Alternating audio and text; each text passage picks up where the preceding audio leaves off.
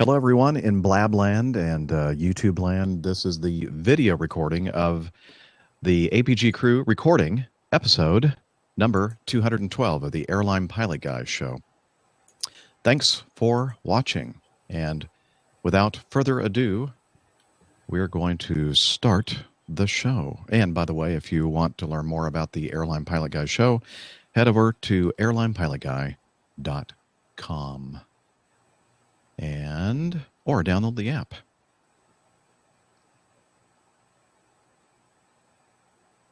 Olá, amigos. Aqui fala o Paulo, técnico da aeronave em Newark, New Jersey, e bem-vindos ao voo 212 do Airline Pilot Guy, com o seu apresentador, o comandante Jeff. Airline Pilot Guy, episode 212. Flight 209, are you clear for takeoff? Roger. LA departure 123.9. Roger. Request connected.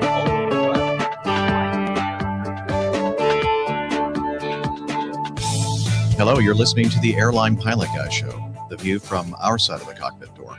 I'm Captain Jeff, your host, broadcasting from Studio 1A in the APG headquarters building in a northern Atlanta suburb, Roswell. In this episode, the Brussels airport is closed indefinitely after the terrorist attack earlier this week. More Malaysia 370 debris found. Cockpit voice recorders and flight data recorders recovered from Fly Dubai Flight 981. High flyers and iPhones on fire. And, of course, the latest installment of Plane Tales. Hey, buddy, can I have a push? So get all settled in. Tray tables and seat backs in their upright and locked positions. Electronic devices powered on. Flight 212 is ready for pushback.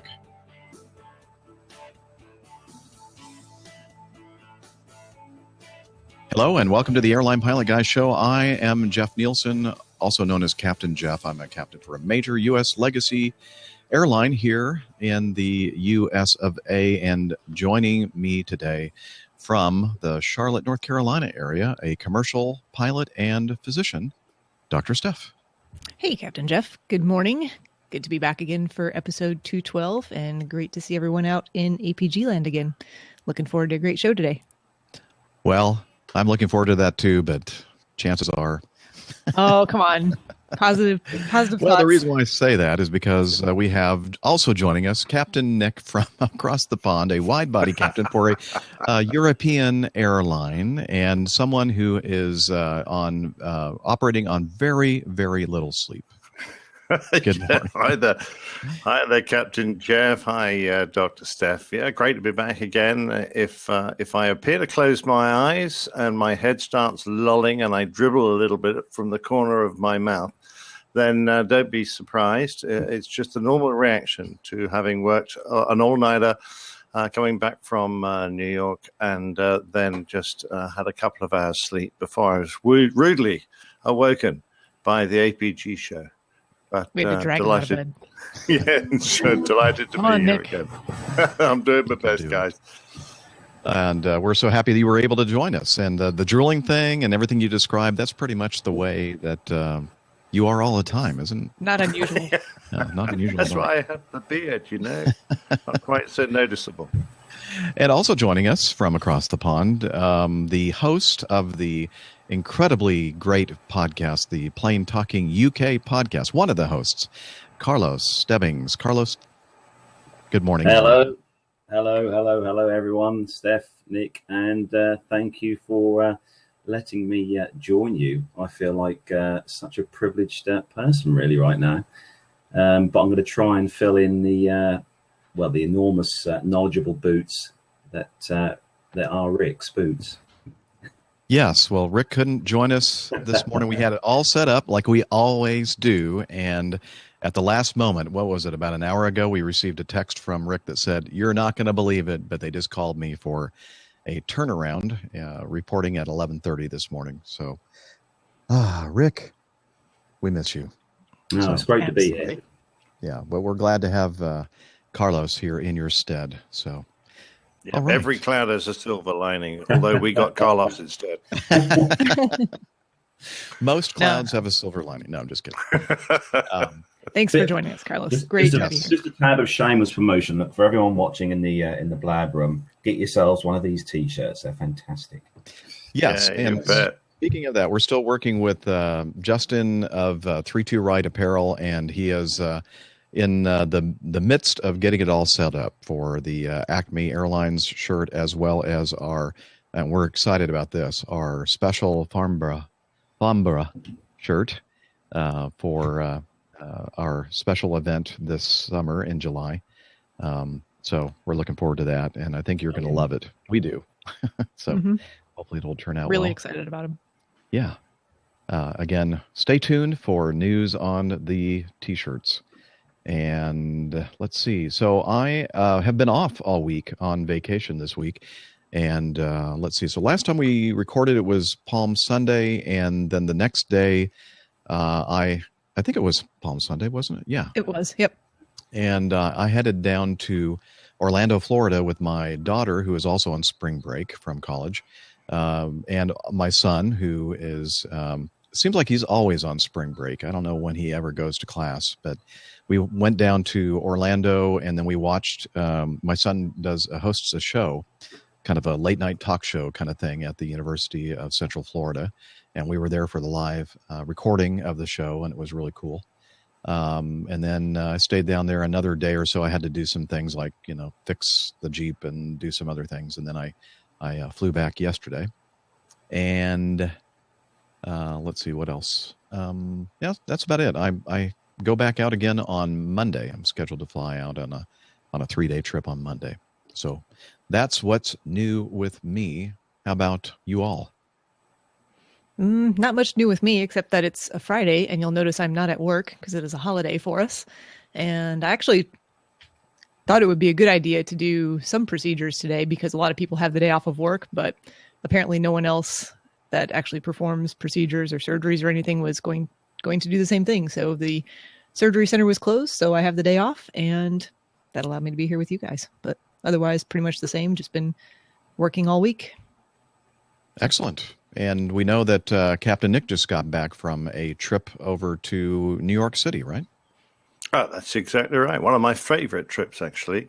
So we get in middle of the afternoon, late afternoon, and we have a hotel for this particular trip right in the middle of Manhattan on 52nd and 3rd. It's not a bad hotel, great area. Love it down around there. And within striking distance of my favorite store, B&H Photo. And I was planning to, we did meet up with David Abbey, and we had a few beers, which was very nice. And the next morning I got up to walk down to B&H Photo, and somebody tapped me on the shoulder and said, they're closed. Were you inside or outside of B&H? Well, I hadn't quite got. I was sir. planning to go down with my first officer, and we met for breakfast. And he said, that store we're going to today, I just checked, they closed. I couldn't believe it. Happens to me so often. Yeah, they spend more time closed than they're open, I'm sure. But anyway, we had a nice layover anyway, and jumped in the jet yesterday evening. And a bit foggy. One of our boys diverted. One of the Acme Red boys. I'm not quite sure why. I think they switched runways, unexpectedly low visibility. And then he probably didn't have quite enough hanging around fuel, so he popped into Newark for a quick splash and dash. But anyway, we launched off into that fog. Wasn't too bad. And very nice, straightforward trip home. So got in this morning. My landing at a 3:30. I hate that airplane. I can't land it to save my life or anybody else's. And I've grabbed a couple of hours sleep. So now I'm all raring to run with 3 espressos here in a can beside me, trying to keep you going. Well, keep going. We're there for you. All right. Thanks, Jeff. And how about you, Carlos? What have you been up to this week? I've just come off a week of early, so I've been doing an early shift this week. Printing hundreds of millions of books for all you guys around the world. Nothing notable, really. No notable books, really. They're all the usual paperback books you find in the airports around the world.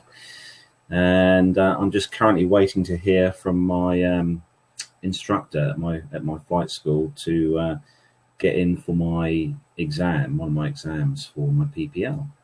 Oh, excellent. So, just waiting to hear from him, just to get one of those, another one in the can, as they say, for the getting. Well, what am I now? I've got another 6 exams to do now. Wow. That still blows my mind. Yeah. That's a lot more involved than it is over here, I think. Yeah, there's like one written test, and then everything else is part of your check ride. Yeah, and you just have to choose the picture of the airplane. Is this an airplane? Right.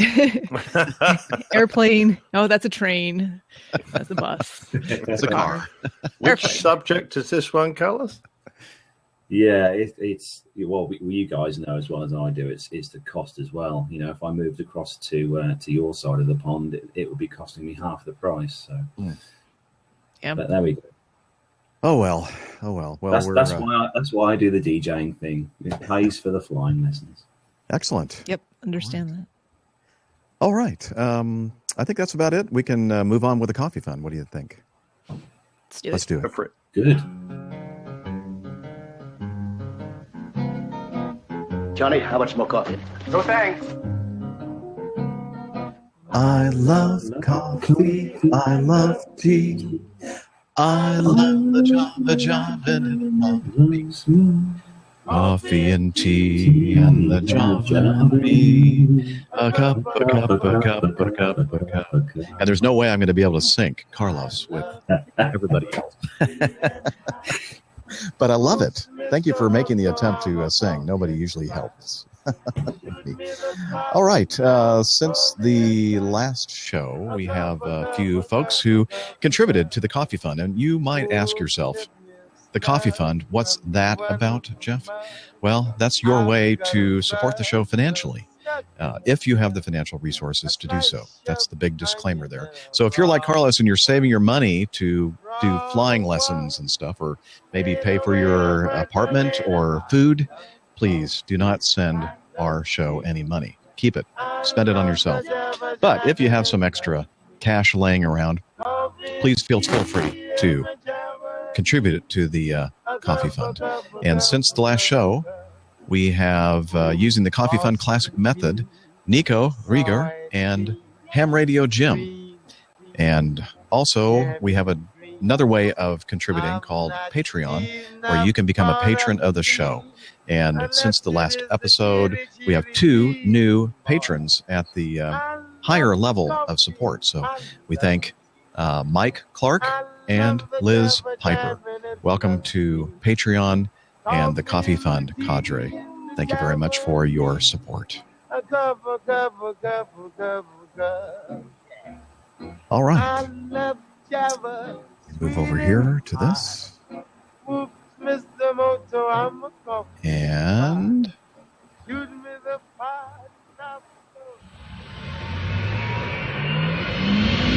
time for news.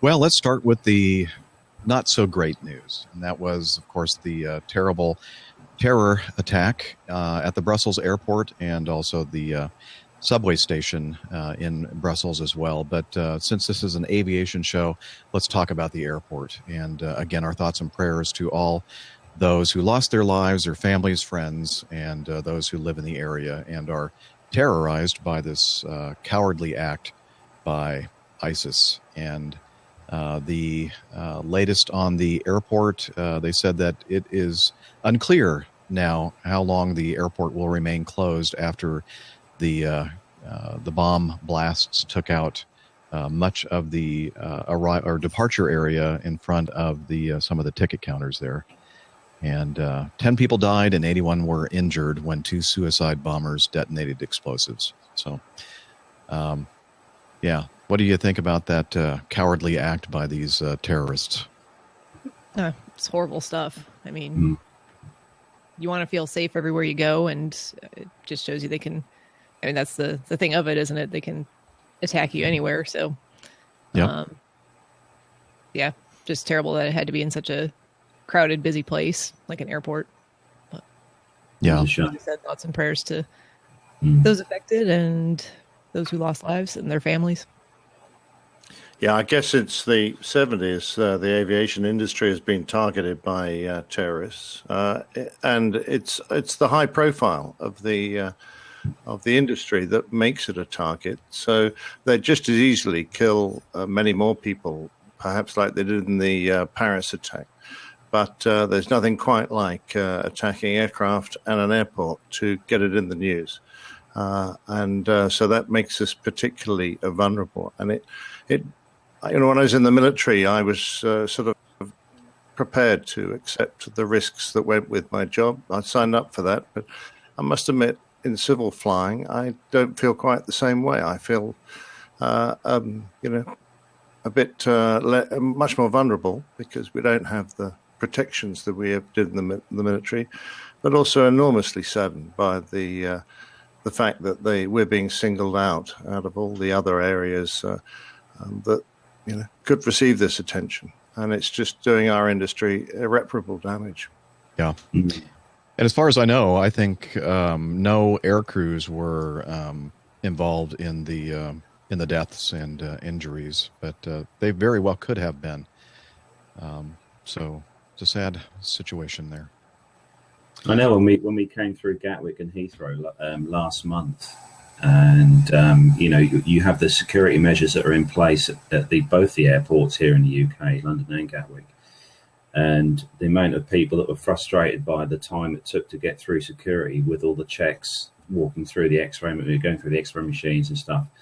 But I find it as long as it takes, they've got the security in place and they need to do these checks. And it's surprising the amount of people who find it frustrating, the wait, that goes with having to go through all these checks. But well, what I think happens here is that after something like this, people have all kinds of patience for it.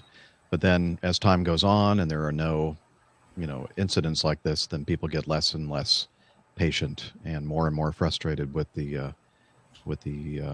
security implementations. So we just have to, realize that it's important that we thoroughly vet everyone and keep everybody safe and just try to have some patience. So let's move on to the Fly Dubai 737-800 accident that we talked about on the last show. It looks like the investigators were able to find the damaged cockpit voice recorder and flight data recorder, and they said they are able to get good information from both. So we're hoping to hear something soon regarding what happened in that incident. And looking at the Aviation Herald page, it looks like Simon has added a couple video clips from various security cameras, and one in particular really shows to me, kind of the what happened in this event. Well, not exactly what happened, but it shows the airplane coming in. It's below the clouds, and they tell the tower that they're going around. The airplane begins its trajectory upward, it goes into the clouds, and then for several seconds you don't see anything, and then all of a sudden out from the clouds again, the airplane dropping very, very rapidly, descending very rapidly and crashing. Did you guys see that? Have a chance to look at that video? I saw this, I've seen we saw. Yeah. Yeah, I think most of us with an aviation background have a pretty good idea what happened. Mm-hmm. There's only one event normally leads to that type of trajectory, particularly following a go-around. And my first officer is married to a 737 captain. And he'd been chatting at length to her about it. And she said that it's a relatively common thing in a go-around in a 737. If you haven't trimmed the aircraft out and you're not really keeping an eye on what's going on, to allow the aircraft to overpitch, and we know that will drop your speed too much, and then you might possibly stall, which is, I think, a good chance of what actually happened. So very sad, but I think we're probably going to end up looking at the fatigue levels on the case of the crew here, which is going to be one of the major factors. And I hope that is revealed in sufficient detail for us all to realize how important it is for us to be properly rested, not just short-term, but long-term fatigue as well. I was quite shocked when the news broke, because Fly Dubai are quite a relatively new airline, and their fleet is really new as well. They've got quite a young fleet of aircraft, and I think they're all quite a shock. 737-800s, and I think they Yeah. have 50 of them or something like that, based on one of the news reports that I was watching. And they're supposed to be a very well run and maintained airline, from what I've heard. Mm-hmm. Yeah, as Captain Nick said, there's a good possibility that fatigue will be a major part of the chain of events in this accident. So we'll keep watching that one. It'll be interesting to see what the result of the data from the cockpit voice recorder and flight data recorder show. Moving on to the Malaysia 370 flight. Have you heard of that? Disappeared a couple of years ago. Looks like they found another piece on the 21st of March. A local resident in South Africa, down in the south end of the continent, found a piece of debris near the Klein Brack River, Mossel Bay, about 20 nautical miles west of George and 180 east of Cape Town, almost as far south as Africa's most southern point. On the 22nd of March, Malaysia's Ministry of Transport announced there is a possibility that the piece found near that area might be part of the inlet cowl of an aircraft engine. And if you look at the picture, looks like the Rolls-Royce emblem from the inlet cowl of a 777 or something that uses Rolls-Royce engines. So they're thinking that this might be yet another piece of debris. Yeah, it's all following a similar path, isn't it, Captain Jeff? It's coming down past that portion of Africa. They seem to be getting a pattern, I'd have thought, and hopefully the more they find, the more they'll be able to trace back the currents and winds and try and work out where the accident occurred. One of these years, and I think it will still be years away, we may end up with the flight recorder. You never know. You never know. It took a couple of years to find the Air France 447 flight recorder, and they knew pretty close to where Exactly where that it thing was, went down. yeah. Yeah. So Yeah. I think you're right. I think it's going to be quite some time before, if and when they actually find the flight data and cockpit voice recorders for that airplane, that flight. Let's see. Another episode or incident, a TAM A321 at Igaso Falls. I was hoping that Rick would be here because I'm sure he's familiar with this airport in Brazil. Or is it a different country? I think it's Brazil. I think it's Brazil. Well, Yeah. it was going to Rio de Janeiro, which Yeah. is definitely Brazil. I think it's Brazil. So the reason why I threw this in here, because it was really interesting to me, because the title of this, Tail Plane Takes a Slab. And I'm thinking, what the heck does that mean? I read this whole question. article through, and I still had no idea what they were talking about until I got to the comments, and then I could figure out what they meant by a slab. Yeah, so apparently the runway was kind of breaking apart. And this A321 was taking off, and I guess after it made it to Rio, didn't it? Yeah, and a post-flight inspection revealed substantial damage to the tailplane, requiring replacement of the rudder and repairs to the right-hand horizontal stabilizer due to loose slabs hitting the tailplane during departure. So apparently a number of pilots in the past few days have reported loose slabs on Igasu Falls runway. And so I've never heard anything like that. I guess a detachment of the asphalt layer is just throwing pieces of asphalt and concrete up toward the back of the airplane. Yeah, the damage looked quite bad. I saw the photos on Aviation Herald. Yeah. Well, Not I've good. operated from airfields where this occurs, Jeff, and there's one in particular. It may not be fair of me to mention, but one of our captains was down there, and he was invited to go out to the runway, where there was a crater in the runway. I suppose that's the best way of putting it, and it was some 3 inches deep. And he and I think there was a lufty and an Air France skipper were all taken out there saying, do you mind if we just leave this here and you guys can get airborne? And they all peered into this hole and went, no, we're not getting airborne over that. So they had to work out some other way of sorting it out. But it does happen. So you guys should come to our local airfield where I'm learning to fly. We've got a fantastic runway. Really? It's full of holes. It's character. That's character when it's general aviation. Yeah. And if you go on the grass, yeah, it's not good. Oh dear. And they charge you landing fees? Oh yes, yeah. We've actually had a Cessna 195 stuck at our club now for nearly a month because it was bogged down. Yeah. Well, if you haven't gathered, Carlos is in the midst of his private pilot license training, and both flying, and then he talked about earlier taking an examination or two soon. So that's cool. I know he loves those exams, actually, don't you? Yeah, he does. Carlos? Yeah. And you always do so well at them. So we're all of us in the community are just sitting here with bated breath, waiting for the results. A plus. A plus. Yeah. Paul sent in some feedback, and I decided to throw it in the news folder because it's interesting. An iPhone is the latest thing to catch fire on a plane. Let's see. According to Seattle news outlet, a girl on a spring break flight from Washington State to Hawaii had her iPhone 6 spontaneously combust midair. Quote, all of a sudden, there was like 8-inch flame. Wait here. All of a sudden, there was like No, Steph, you need to do this.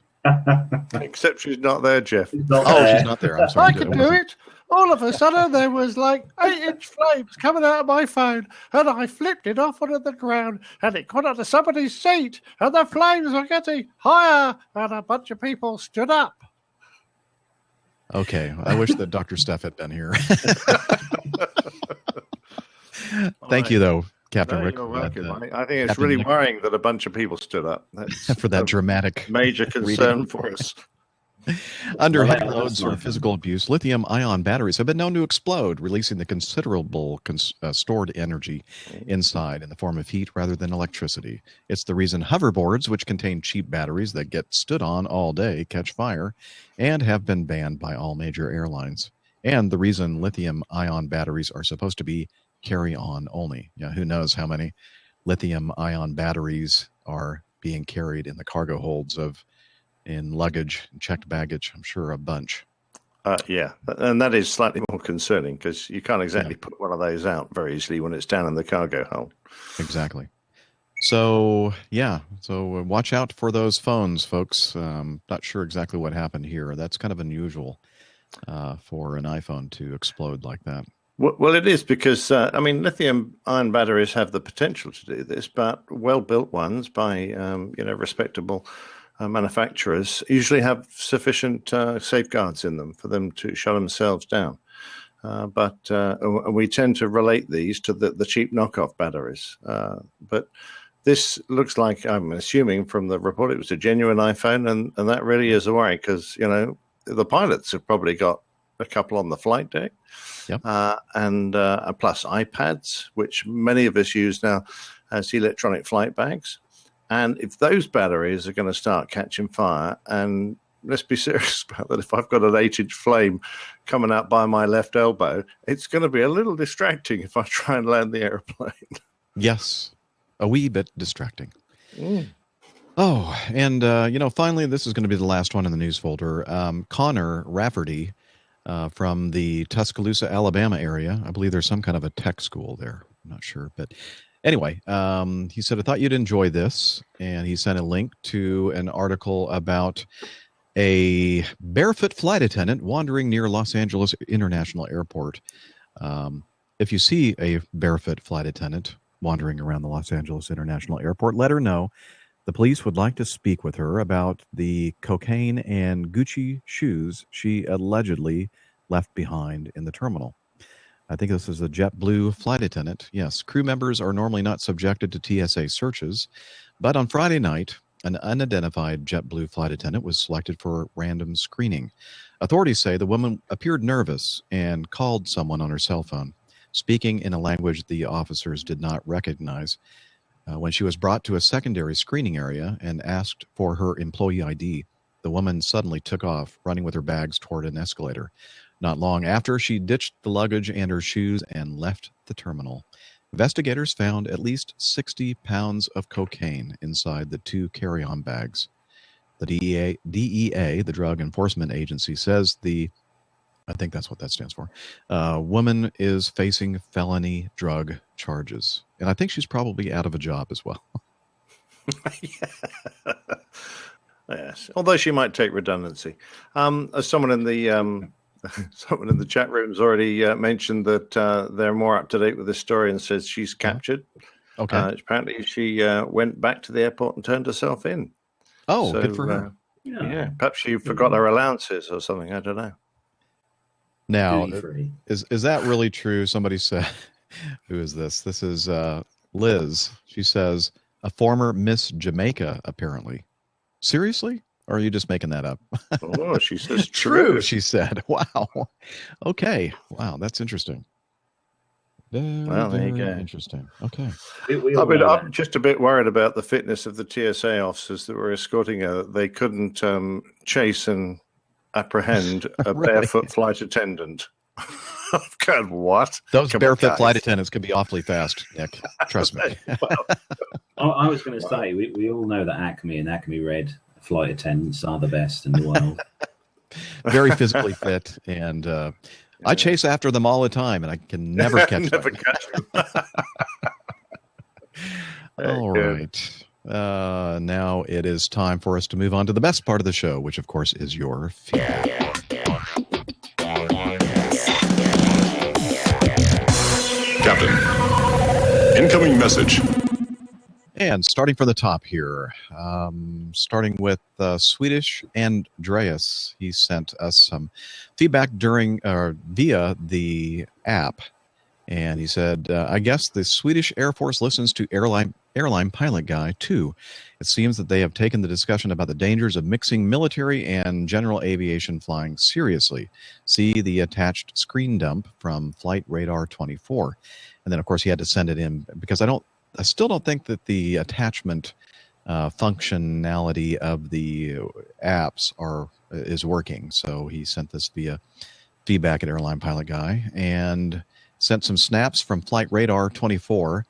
And I don't know, Nick, do you know anything about this? Can you kind of piece together exactly what's happening here and what Swedish Andreas is trying to convey to us? Not really. There's not really enough information, and I'm assuming the paramilitary traffic look like I don't know exactly what they're up to. They've done a turn back, and there's a little bit of a mix up. So I don't know. It just sounds like they got mixed up with a little bit of GA traffic, but what the hell's going on? I really do not know. Sorry. Yeah, I think he sent some more feedback to kind of elaborate a little bit about this, but I guess it's the screen grab from the track of a Swedish Air Force Saab SK-60 kind of doing some intercepting of some traffic or something. I don't know if it was an exercise or what. I mean, when I was in the military, we used to have free play exercises where we just drift around looking for other military aircraft to engage. Mm-hmm. And that was considered fair game. But so they may have found some bloke, thought he was another military aircraft, bounced him. And it may have turned out to be a GA airplane, but you can usually tell the difference just from their ground speed. But exactly why, or perhaps they were just bumped into each other, not actually physically, but into the same piece of airspace completely by accident. I don't know. It would be helpful if I could see the thing rolling rather than just 3 screen gaps. Right. I might be able to give an opinion. Well, hey, Swedish Andreas, if you don't mind, perhaps you can send us some more feedback to kind of elaborate a little bit more on that, and then we'll address it again. But thank you. Continuing, Steve sent some feedback regarding an Air Asia Pacific 727 landing gear emergency landing on Guam. Check it out. And looks like here, I think I have some audio from the video. So let's see if you guys can hear this. This is when the 727 is coming in for landing with the nose wheel up. Kind of hear it in the background.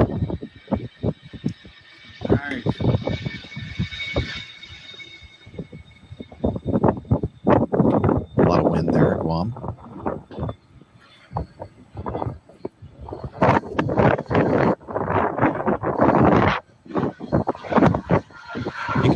Scraping of the nose in the background there.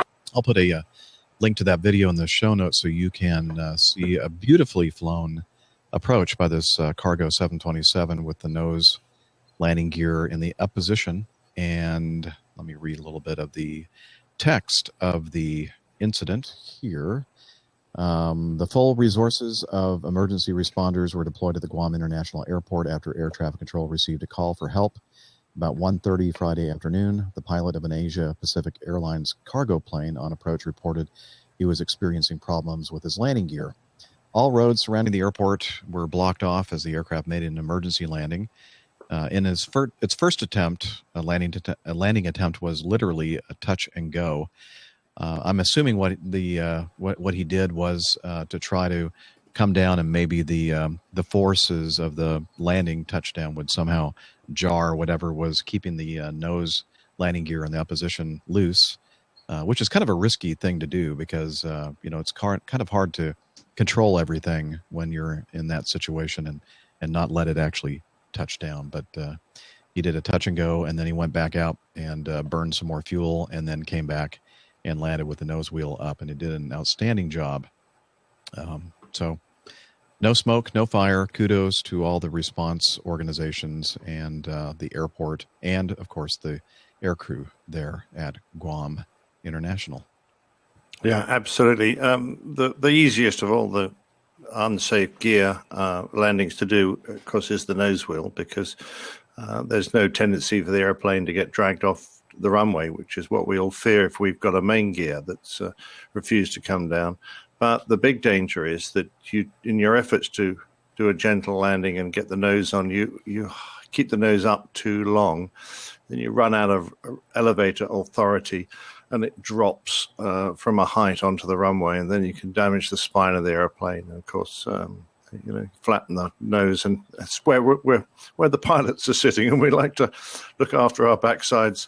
So this guy obviously did a very nice job getting the nose down while he still had decent flying speed, and then bringing it to a halt. So yeah, kudos. You have to remember as well, this was a Boeing aircraft, incredibly well built aircraft.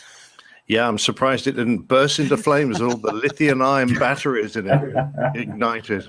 Just think if it was a Dreamliner, you're landing on a whole great big box of lithium-ion batteries. Well, of course, if it was an MD, it would have just taken off again. Yeah, well, everything would have come down. They land without some of their gear down all the time and don't even realize. Yes, it's that good of an airplane. All right. Swedish Andreas, we've heard from him before, and now we're hearing again from him. And he says, you guys sometimes bicker. What? We never bicker about who's the fastest steely-eyed rocket man up there among the clouds. Well, here is a story for a rainy day along the same theme. And this is called the SR-71 Speed Check Story. There were a lot of things we couldn't do in an SR-71, but we were the fastest guys on the block and loved reminding our fellow aviators of this fact. People often asked us if, because of this fact, it was fun to fly the jet. Fun would not be the first word I would use to describe flying this plane. Intense, maybe, even cerebral, but there was one day in our sled experience when we would have to say that it was pure fun to be the fastest guys out there, at least for a moment. It occurred when Walt and I were flying on our final training sortie. We needed 100 hours in the jet to complete our training and attain mission-ready status. Somewhere over Colorado, we had passed the century mark. We had made the turn in Arizona, and the jet was performing flawlessly. So they're making the turn in Arizona, and now they're over Colorado. That shows you a little bit of the turn radius when you're going very, very fast. My gauges were wired in the front seat, and we were starting to feel pretty good about ourselves, not only because we would soon be flying real missions, but because we had gained a great deal of confidence in the plane in the past 10 months. Ripping across the barren deserts 80,000 feet below us, I could already see the coast of California from the Arizona border. I was finally, after many humbling months of simulators and study, ahead of the jet. I was beginning to feel a bit sorry for Walter in the back seat. There he was, with no really good view of the incredible sights before us, tasked with monitoring 4 different radios. This was good practice for him, and when we began flying real missions, when a priority transmission from headquarters could be vital. It had been difficult, too, for me to relinquish control of the radios, as during my entire flying career I had controlled my own transmissions. But it was part of the division of duties in this plane, and I had adjusted to it. I still insisted on talking on the radio while we were on the ground, however. Walt was so good at many things, but he couldn't match my expertise at sounding smooth on the radios, a skill that had been honed sharply with years of fighter squadrons where the slightest radio miscue was grounds for beheading. He understood that and allowed me that luxury. Just to get a sense of what Walt and I had to contend with, I pulled the radio toggle switches and monitored the frequencies along with him. The predominant radio chatter was from Los Angeles Center, far below us, controlling daily traffic in their sector. While they had us on their scope, although briefly, we were in uncontrolled airspace and normally would not talk to them unless we needed to descend into their airspace. We listened as the shaky voice of a lone Cessna pilot asked Center for a readout of his ground speed. Center replied, "November Charlie 175, I'm showing you at 90 knots on the ground." Now, the thing to understand about center controllers was that whether they were talking to a rookie pilot in a Cessna or to Air Force One, they always spoke in the exact same calm, deep, professional tone that made one feel important. I referred to it as the Houston Center voice. I've always felt that after years of seeing documentaries on this country's space program and listening to the calm and distinct voice of the Houston controllers, that all other controllers, since they wanted to sound like that, and that they basically did. I think I messed up that sentence, sorry. And it didn't matter what sector of the country we would be flying in, it always seemed like the same guy was talking. Over the years, that tone of voice had become somewhat of a comforting sound to pilots everywhere. Conversely, over the years, pilots always wanted to ensure that, when transmitting, they sounded like Chuck Yeager or at least like John Wayne. Better to die than sound bad on the radios. Just moments after the Cessna's inquiry, a Twin Beach piped up on the frequency in a rather superior tone, asking for his ground speed. "I have you at 125 knots of ground speed." Boy, I thought, that Beechcraft really must think he's dazzling his Cessna brethren. Then, out of the blue, a Navy F-18 pilot out of NAS Lemoore came up on frequency. You knew right away it was a Navy jock because he sounded very cool on the radios. "Center, Dusty 52, ground speed check." Before Center could reply, I'm thinking to myself, hey, Dusty 52 has a ground speed indicator in that $1 million cockpit, so why is he asking Center for a readout? Then I got it. Old Dusty here is just making sure that every bug smasher from Mount Whitney to the Mojave knows what true speed is. He's the fastest dude in the valley today, and he just wants everyone to know how much fun he's having in his new Hornet. And the reply, always with that same calm voice, with more distinct alliteration than emotion. "Dusty 52, Center, we have you at 620 on the ground." And I thought to myself, is this a ripe situation or what? As my hand instinctively reached for the mic button, I had to remind myself that Walt was in control of the radios. Still, I thought, it must be done. In mere seconds, we'll be out of the sector and the opportunity will be lost. That Hornet must die, and die now. I thought about all of our sim training and how important it was that we developed well as a crew and knew that to jump in on the radios now would destroy the integrity of all that we had worked toward becoming. I was torn. Somewhere, 13 miles above Arizona, there was a pilot screaming inside his space helmet. Then I heard it, the click of the mic button from the back seat. That was the very moment that I knew Walter and I had become a crew. Very professionally, with no emotion, Walter spoke. Los Angeles Center, Aspen 20. Can you give us a ground speed check? There was no hesitation, and the replay came as if it was an everyday request. Aspen 20, I show you at 1,842 knots across the ground. I think it was the 42 knots that I liked the best. So accurate and proud was Center to deliver that information without hesitation, and you just knew he was smiling.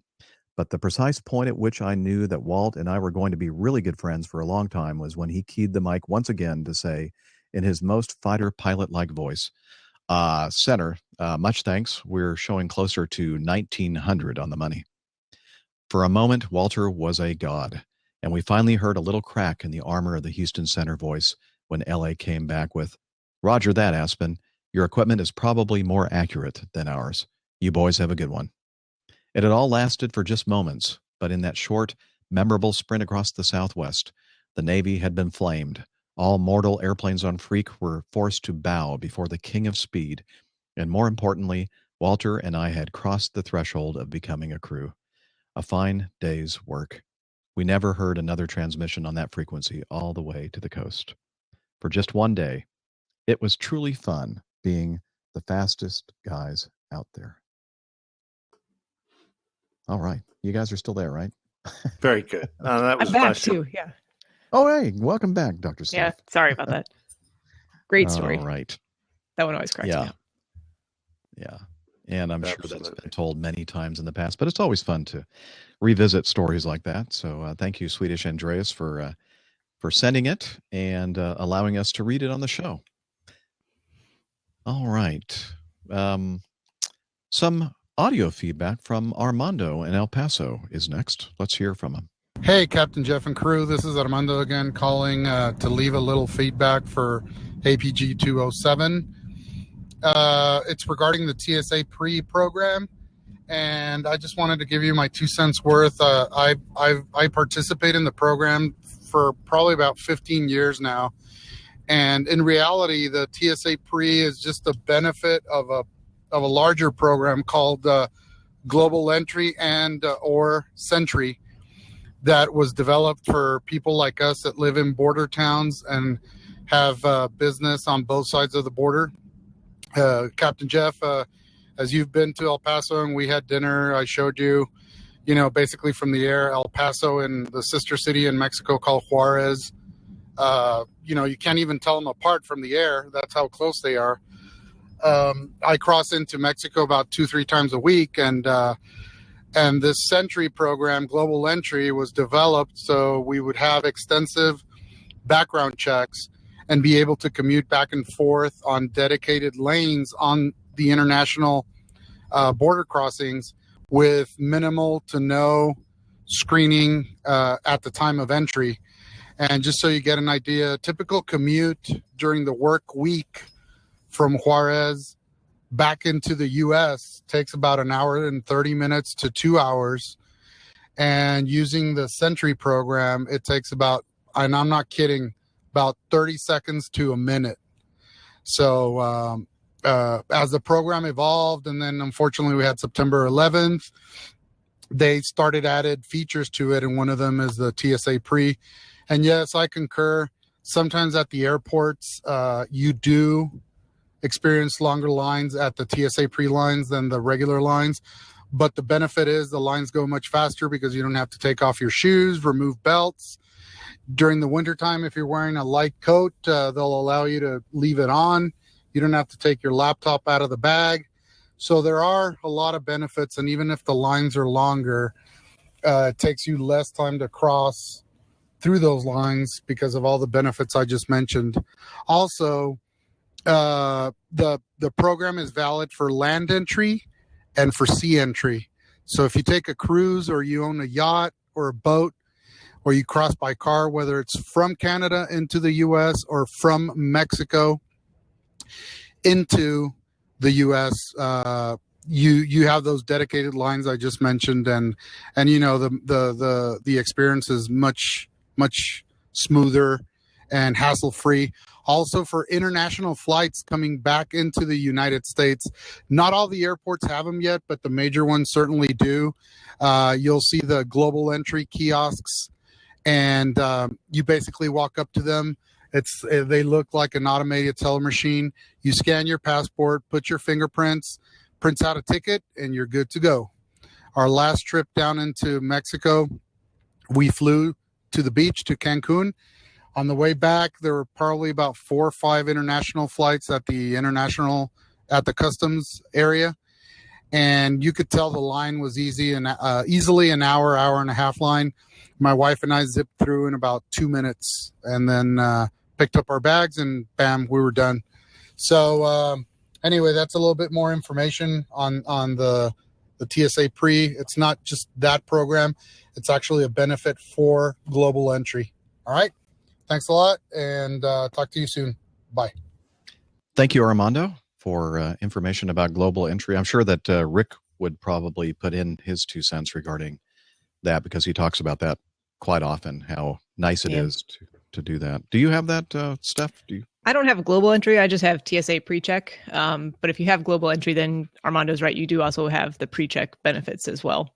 So if you're doing a lot of international travel, it probably makes more sense to go ahead and just sign up for the global entry. I think it's like $20 more. I mean, you're already paying, I think, if I remember right, TSA pre-check's like $80 for 5 years. And then the global entry's like $100 for 5 years. And you get all the TSA pre-check benefits with the global entry. And if you're doing the international travel, then you might as well have those benefits as well. So, Carlos, do they have anything like that in the UK? Oh, you're still muted. Need to unmute yourself. There we go. Technology, Carlos. Nope. It's still muted. A little this little microphone button. Bottom left of your videos. Just tap that. Well, we can't hear you, Carlos, but you're looking good. You are, absolutely. I can perhaps ask for him, and no knowledge yet. Having said that, when I come into Heathrow, today was a classic because it's Easter and the place is filling up. The entire of the immigration hall in Terminal 3 was chocker, and the queue, some, 10 feet wide, stretched right up the corridor. And we very luckily come down the edge of it and go out through a very simple kiosk where we only need to flash our airport ID. So that's special for Airline because we live there and we've had all the security checks you can imagine to get that airport ID. And that just logs us back into the country, does everything we need. But now even we are allowed to do these little kiosk checks on our passports going into the States in some destinations. JFK is one of them where I've just been. And you just flash your visa into the machine and do the usual things you do when you were standing in front of an immigration officer. And then take your slip of paper, assuming it hasn't got a big X on it. It's pretty quick. And then he licks one quick look at that and you're through. The great advantage is, I suppose, having one immigration officer doing the entire crew, plus usually an A380 Lufthansa crew, and of which there seem to be about 400 of them. Oh, man. And you've now got a bunch of kiosks, so you can all grab a kiosk and then do a very quick check with the immigration officer. So it's very, very good in comparison. Very good, very good. All right. Anything else about Armando's comments about TSA pre or global entry? No, I'll just say that I real quick that I agree that, even if the line does look longer, it generally does move faster and it's a lot less hassle. So if you have it, go ahead and use it. Use it. All right. Yeah, I kind of made a comment about that. It looks like more and more of those TSA pre lines are, getting longer and longer, just as long as the other non-TSA pre-check lines. Yeah. But as you mentioned, I have TSA pre for my trip tomorrow. I will report back and let you know how it goes. Okay, we'll get a live report from. Yes, we hear you now, Carlos. Oh. Sorry. What happened? I don't know. It's this laptop. Couldn't been No, human I, error. actually, I was just going to say that when we went to Vegas, last month, and that we had to obviously have our pre-approved TSA checks thing that we had to get online, which was, I think it was about $14. I think it was $14, something like that. But it lasts until the end of 2017. So So you can come back. yes, All right. who shall I Daniel, go and see? come on over here to Atlanta and visit the APG headquarters. Oh, I'd love to, Jeff. Let's see. Daniel Sinico from Italy sent this link to a YouTube video. We talked about this accident sometime last year. It was a King Air, I think, that had an engine failure or something, and during takeoff, and came back around to attempt to land. And it was actually back in 2014, 30 October 2014. Beechcraft 200 King Air was destroyed when it impacted an airport building at Wichita Mid-Continent Airport during takeoff.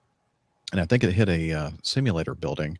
And there is some surveillance video that shows the airplane coming in the just last couple of seconds of its flight and crashing into the building. So if you want to look at that, the link will be in the show notes.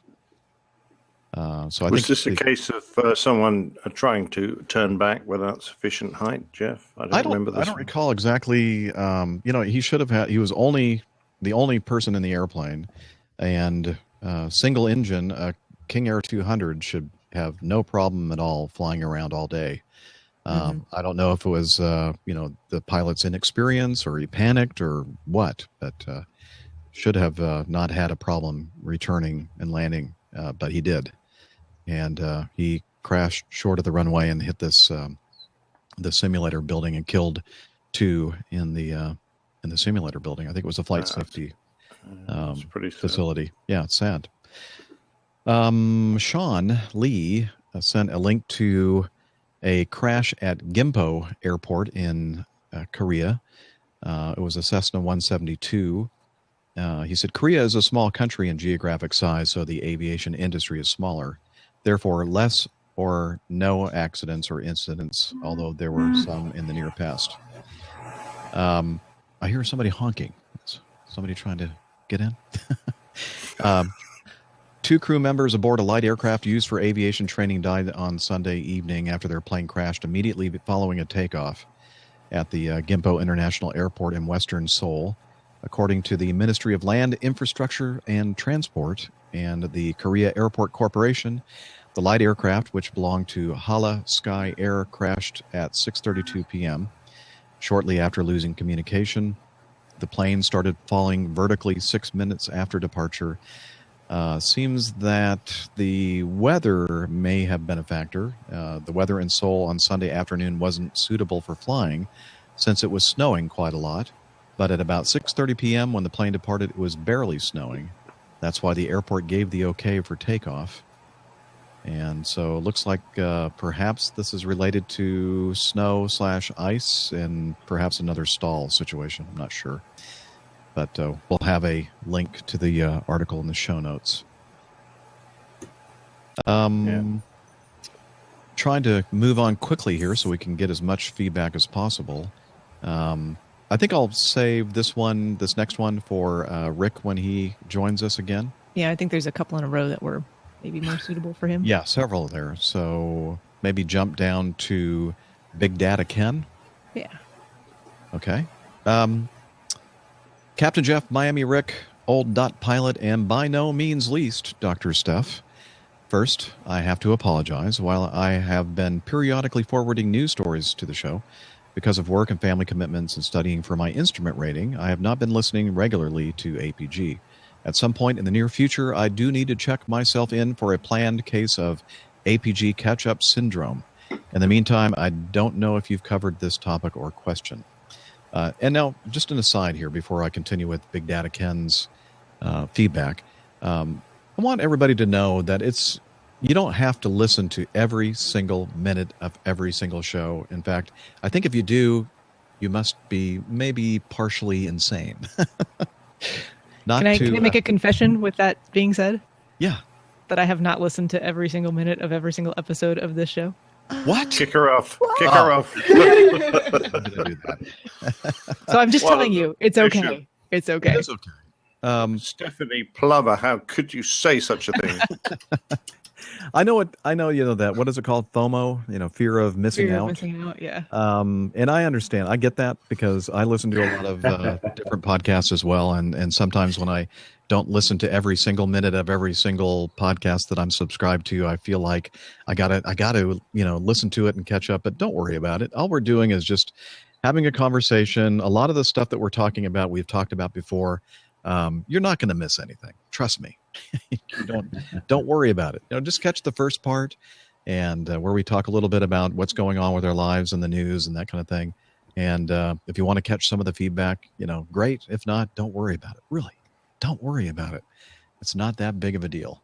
So just thought I'd. But if you do want to go back and listen to all the episodes, go right ahead. We're not going to stop you there either. No, we're not going to stop you.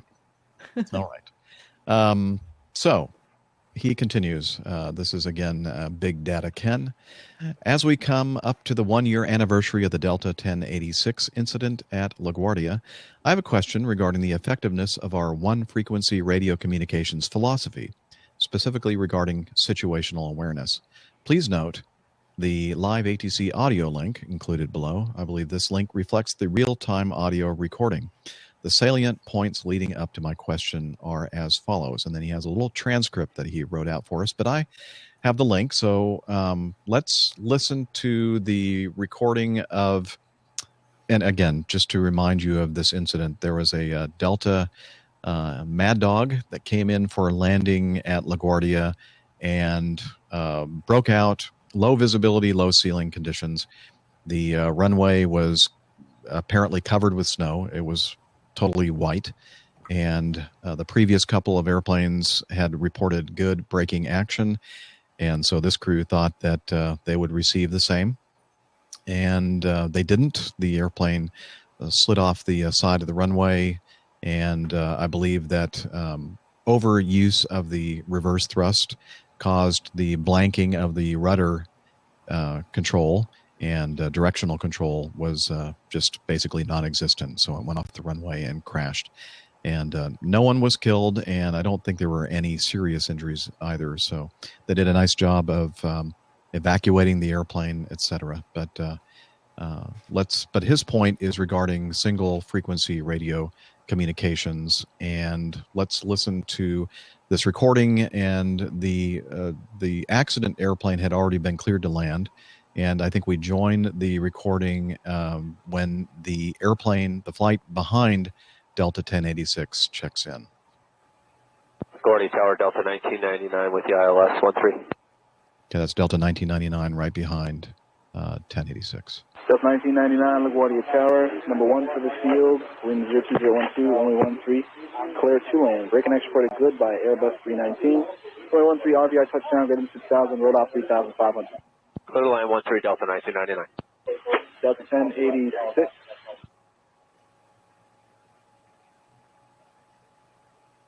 Delta 1086.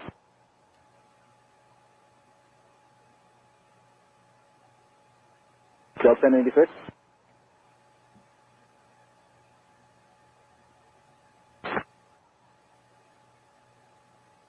Delta 1086.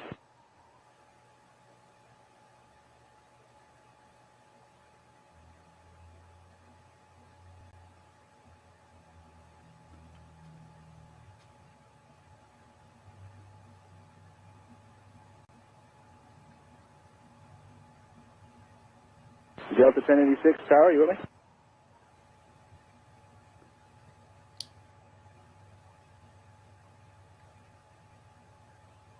Call 100, cross 4 on Papa. Call 100, cross runway 4 at taxiway Papa. Call crossing. Delta 1086, Tower. Tower, call 13, Tower, call 100, runway 13 is closed. Tower, red team to go on to 13. Tower, you copy, call 100, runway 13 is closed. Call 100, question, call 100, you said runway 13 is closed? affirmative. 13 is closed. Team Red, South. Tower, you have an aircraft off the runway. Delta 10 1999, go around, climb, maintain 2000. 1999 going around. Airport is closed. The airport is closed. We got a 3-4. Car 100, say again. Tower, you have an aircraft off 3-1 on the North Vehicle Service Road. Please advise crash rescue. LaGuardia Airport is closed at this time. Captain Tower, Delta 2522 is on the ILS for 13. Delta 2522, LaGuardia Tower, go around. Go around, Delta 2522. Delta 1999, I'll have the climb instructions correction. The go around instructions for just a moment. 1999.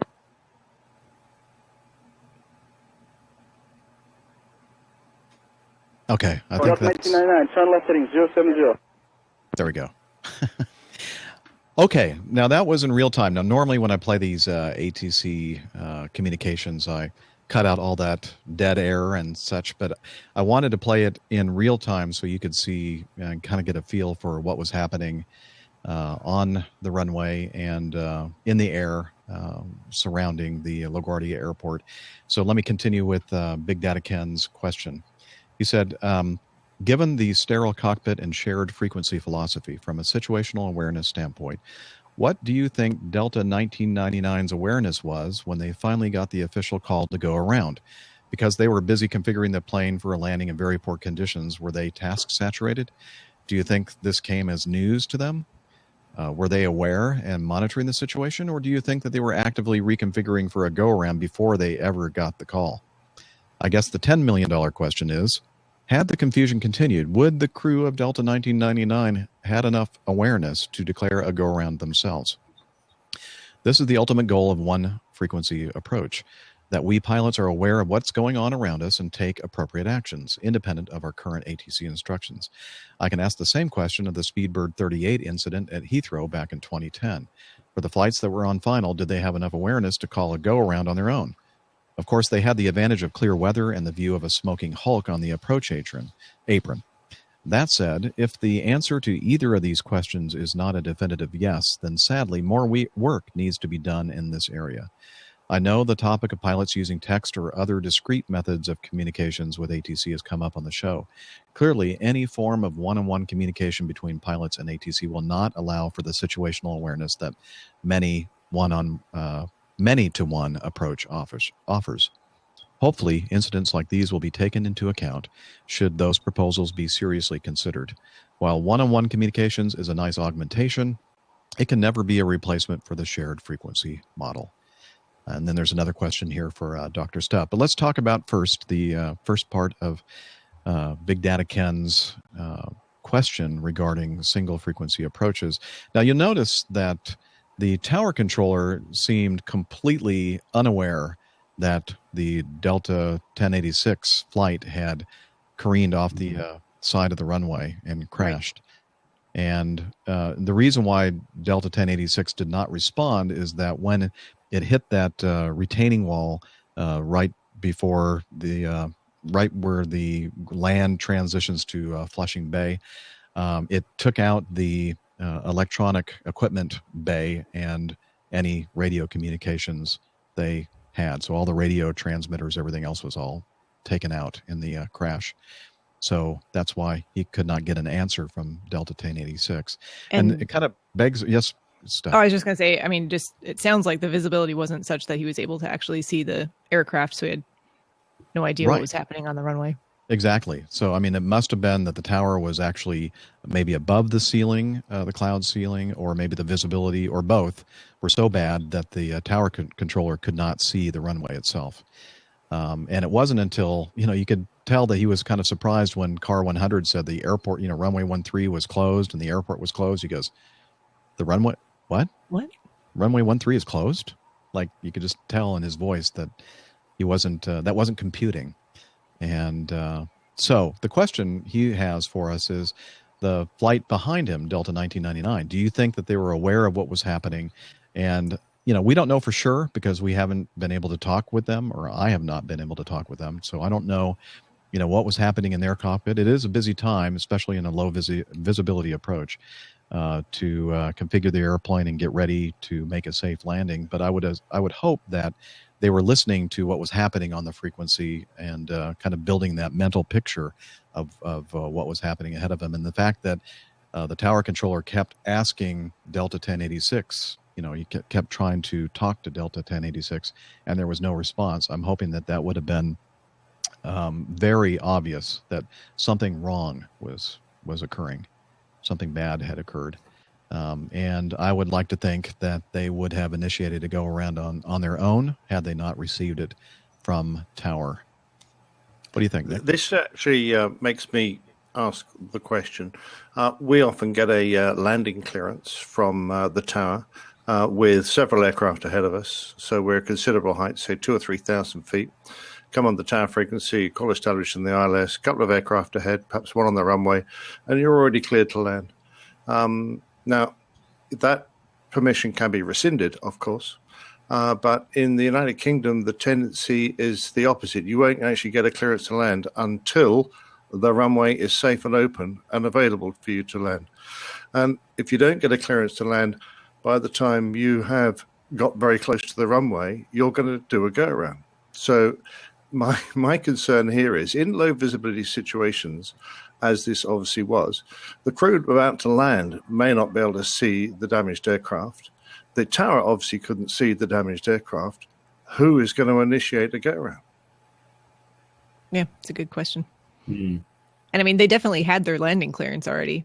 They were given clearance at the very beginning of the where the so recording this is the started. concern. If you're going to give a landing clearance with a runway occupied, you've got to be very proactive about ordering go-arounds if there's any doubt that the runway is not clear.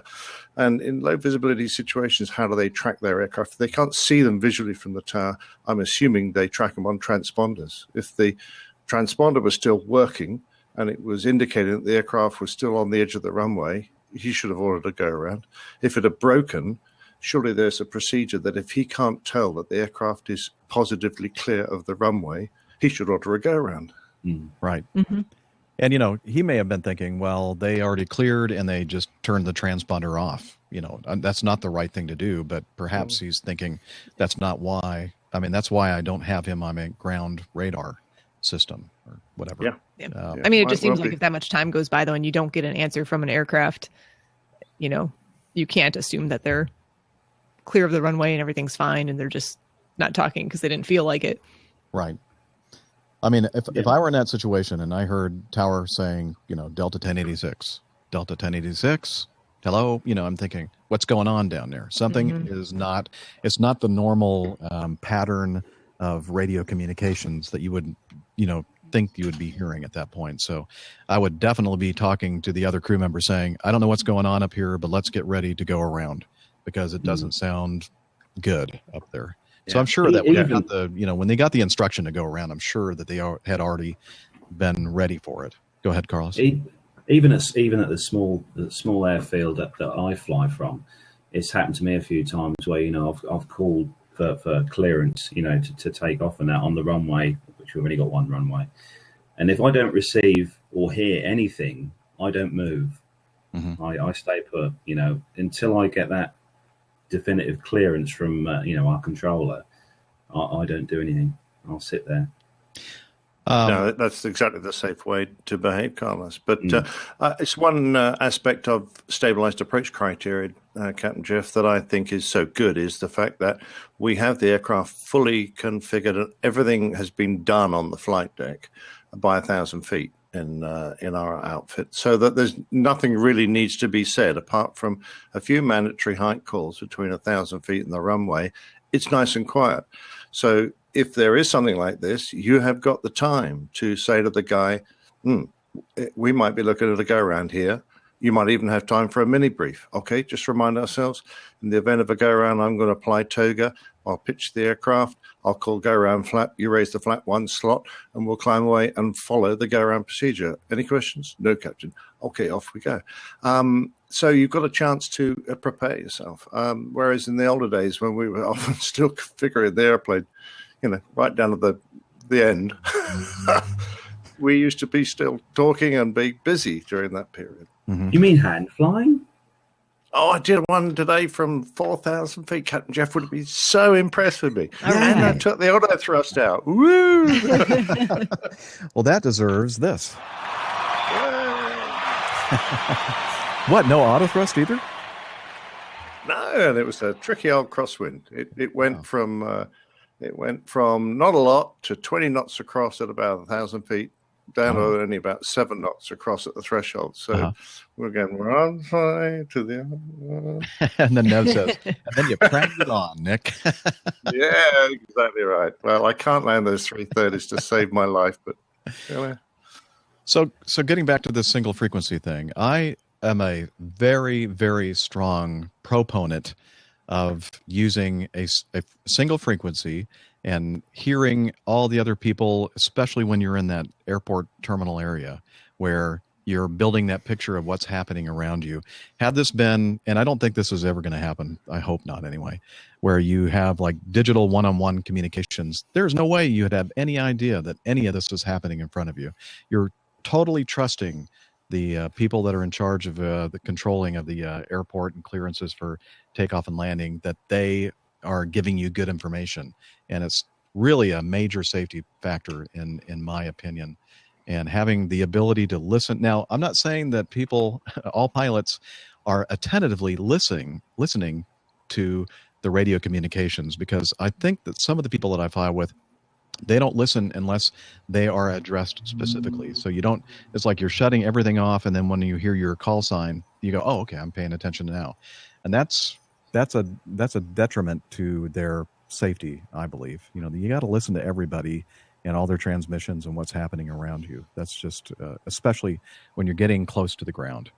There was Pilot Pip and Captain Al in the latest episode of the Plane Safety podcast talk about low visibility approaches. And by the way, if you haven't listened to their show, you really, or his Pilot Pip's show, really need to listen to it. Great stuff. And this last episode, they were talking, as I just mentioned, reduced visibility, low visibility approaches. And they talk about the fact that, building this mental picture and listening to the radio frequency saves lives.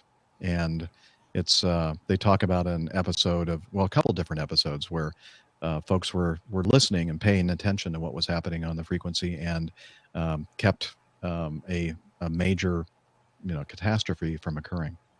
So absolutely, Jeff. And I have to applaud countries like China, who have recently regulated that all air traffic communications in their country will be in English. So, at least we can maintain situational awareness instead of there being a lot of aircraft using local language, which happens still in many countries. Unfortunately, some we would consider first world countries, where they chatter away in their own language, and the rest of us haven't a clue what's going on. Yeah, in fact, Captain Al related an experience that he had some years back when he was flying the ERJ 145, and they were at an airport, I think in Italy, where the some of the communications were in the local tongue, and they had no idea what they were saying, and they found themselves basically face-to-face with a 747 on the same taxiway in a low visibility situation. So I don't want to take anything away from that show. You need to listen to it. It's a really good discussion about low visibility approaches, and the point that is being made here, that single frequency, multi-user scenarios are very important to safety. All right. Yeah, absolutely. That's a good piece of feedback, Big Data Ken. So well, he has more. Yes, he does. I know. Now Dr. Steph's back. We can address that. My daughter is finishing up her senior year in high school. She plans on a dual major in applied math and biology. Ooh. Her ultimate goal is to attend medical school. This summer, she plans on completing her private pilot's license. She, too, periodically listens to the show. I can attest that, in no uncertain terms, you have played a keen role in her decision-making process. While particularly true for young girls, you are such a wonderful role model for kids in general. While I am sure I am not the only parent out there experiencing this, I personally thank you for your impact, or the impact that you have had with my daughter. And that's to Dr. Steph from Big Data Ken. Thanks, Ken. That means the world to hear that. I really, really appreciate your feedback there. And congratulations to your daughter. It sounds like she's got everything planned out and it's going to happen for the way that she wants it to happen. And, good for her for math and biology. That's a lot to take on. But I have no doubt that she'll be very successful with that and successful in getting into the medical school of her choice and doing well from there. And she's way ahead of me on the game in terms of getting her private pilot's license at such an early stage. I didn't figure that out until much later after medical school. So, yeah, good for her. That's fantastic. And I really, really appreciate the sentiment there and the feedback. Thanks. I have a question, Steph. If you're doing a dual major, shouldn't it be in something like pistols at dawn and fencing? Only if you're planning on pitting them against each other. Although math and biology, maybe. I don't know. No, that's very good. Good luck to your daughter. And I hope she becomes one of those incredibly well-qualified pilots who can usually confuse and, and bamboozle me with chit-chat on the flight deck, because I meet an awful lot of very well-qualified people. And as I tell all of them, the only thing I'm capable of doing is occasionally flying an airplane, and that's it. I expect you'll fly Boeing anyway. Fly what? Sorry, no, I didn't hear that. Come here. Sorry. Well, someone taking over Rick's spot, definitely there. That's right. Step right into those shoes. All right. Well, speaking of light to your Boeings, backside, young man. Speaking of Boeings,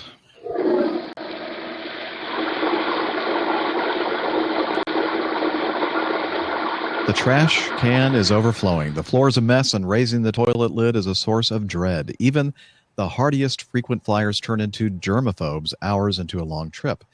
Boeing Company is readying a solution, a self-cleaning toilet. The U.S. plane maker says it's found a way to use ultraviolet light to kill 99.99% of germs in jetliner lavatories, disinfect all surfaces after every use in 3 seconds, and keep the restroom from becoming a Petri or a Petri dish. Petri dish. Petri. Thank you. Petri.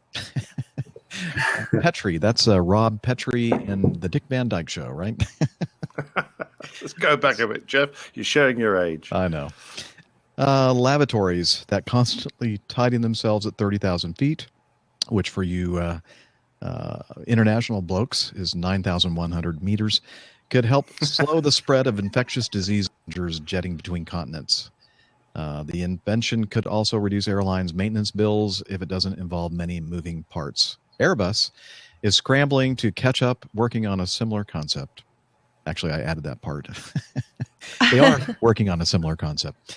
If it's a reasonable cost, I could see this becoming widespread, says Hamlin of Boeing's new product. Hamlin is an aviation consultant. The concept offers a new twist in the old aviator saying, if it ain't Boeing, I ain't going. Get it? Going to the bathroom. Oh. All right. I know one airline that would seriously benefit from this. Which one would that be? It's one we talk about quite frequently on our show. In a very positive light? That Matt normally tends to get the stories on this particular airline. Uh-huh. It's a low cost budget airline here in the UK, and they would definitely benefit from this this technology. I think I know the airline you referred to. They always end up Ireland.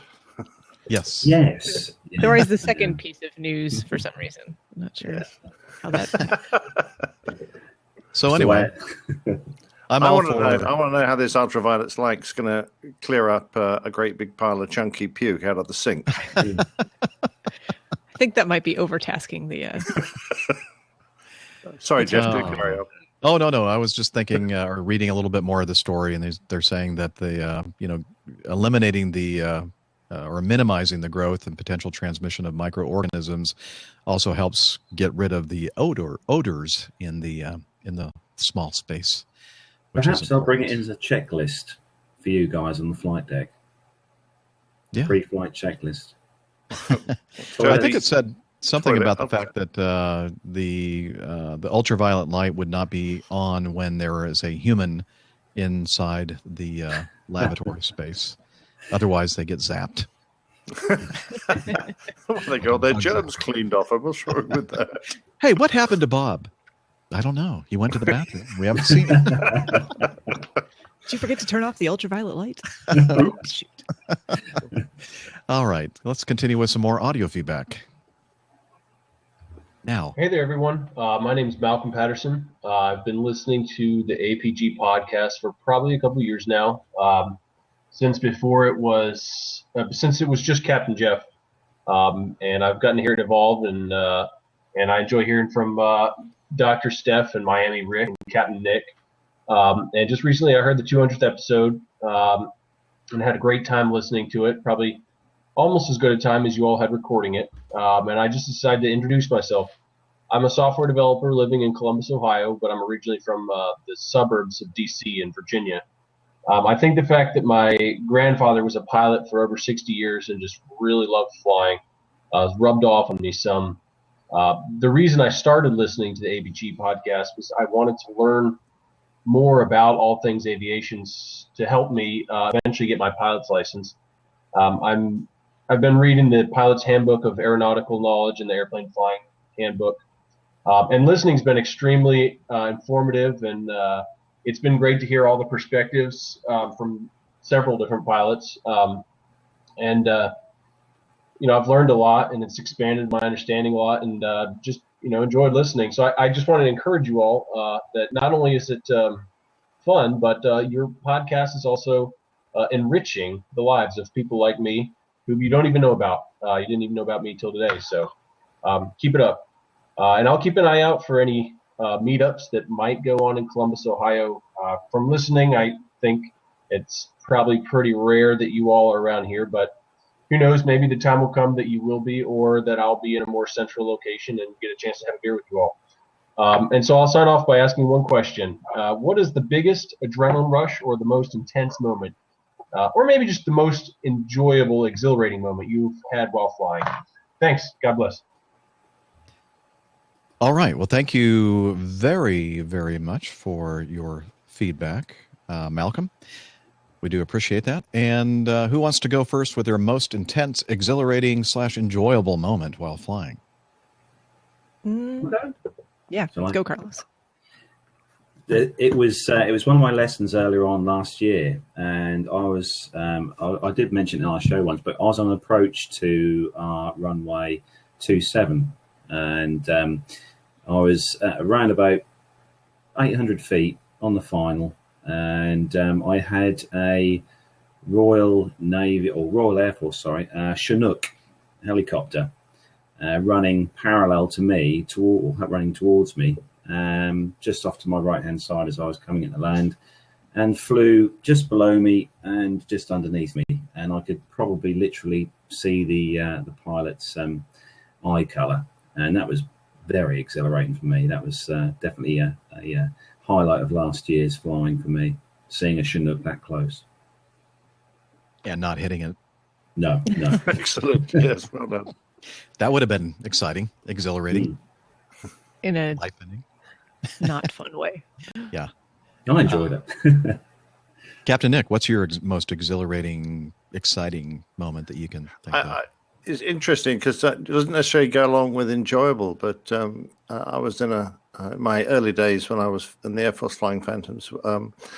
For a while, we had to deploy from our usual base up to a base even further north in Scotland called Kinloss because our runway was being resurfaced. So we went up to this place, and we weren't near the coast where we normally did our training. We were quite a bit further west, so we had a bit of a transit to do to get to the coast and start doing what we normally used to do every day. And we persuaded the boss to let us do a low-level transit because Scotland is one of the best low-flying areas in the world, which we regularly did. Anyway, this day I was trolling along in a 3-tank fit aircraft, so pretty heavy. And we were told we had to keep the speed down so that we didn't waste too much gas if we were going to do a low-level transit. And I dropped into one of those beautiful Scottish valleys. I was gently winding my way around. And because I was started off very fast, and I was doing some very hard turns and got even slower, when this valley suddenly ended with a vertical slab in front of me, I suddenly realized that how slow I'd allowed myself to get. and how much trouble I was now going to have to climb and clear the end of this valley. And the only reason I didn't hit something was because there was a gap in the pine trees that were growing at the top of this vertical slab in front of me, and I managed to squeeze the airplane in the gap between the pine trees. So that was probably the most intense moment.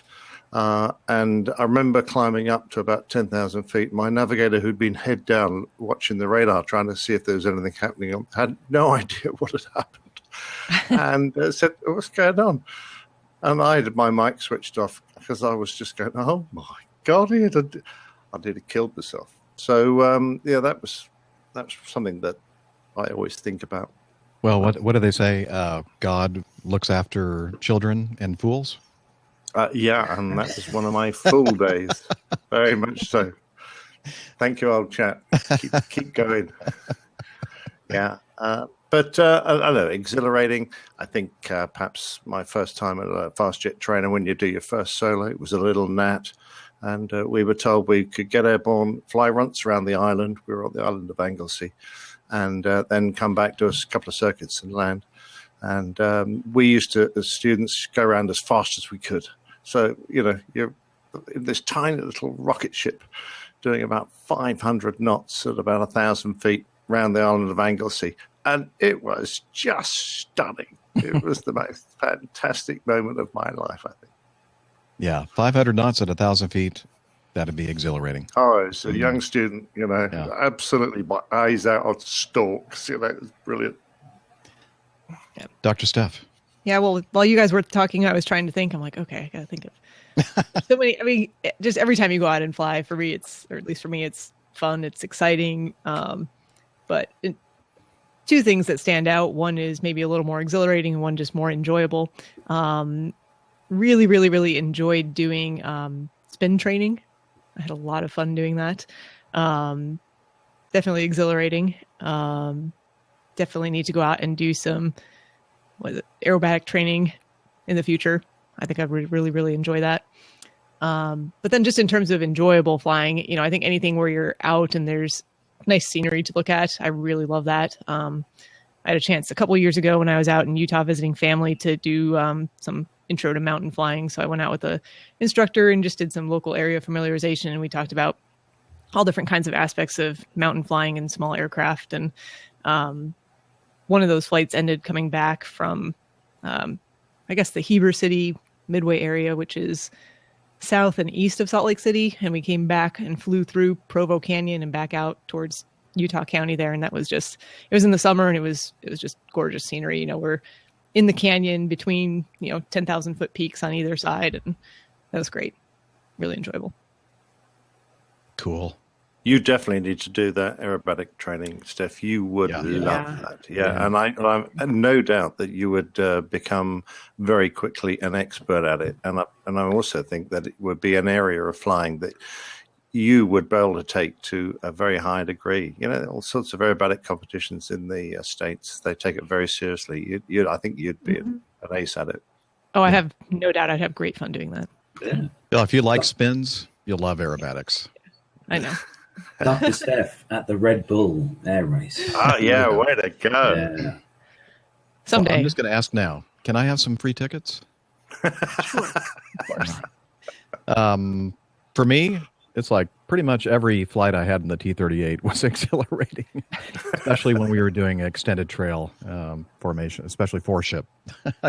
There are too many instances where I recall being very exhilarated and very, very scared. So, yeah, that's a good emotion to have, by the way. It keeps you alive. Fear. Yeah, very much so. Fear, yes. All right.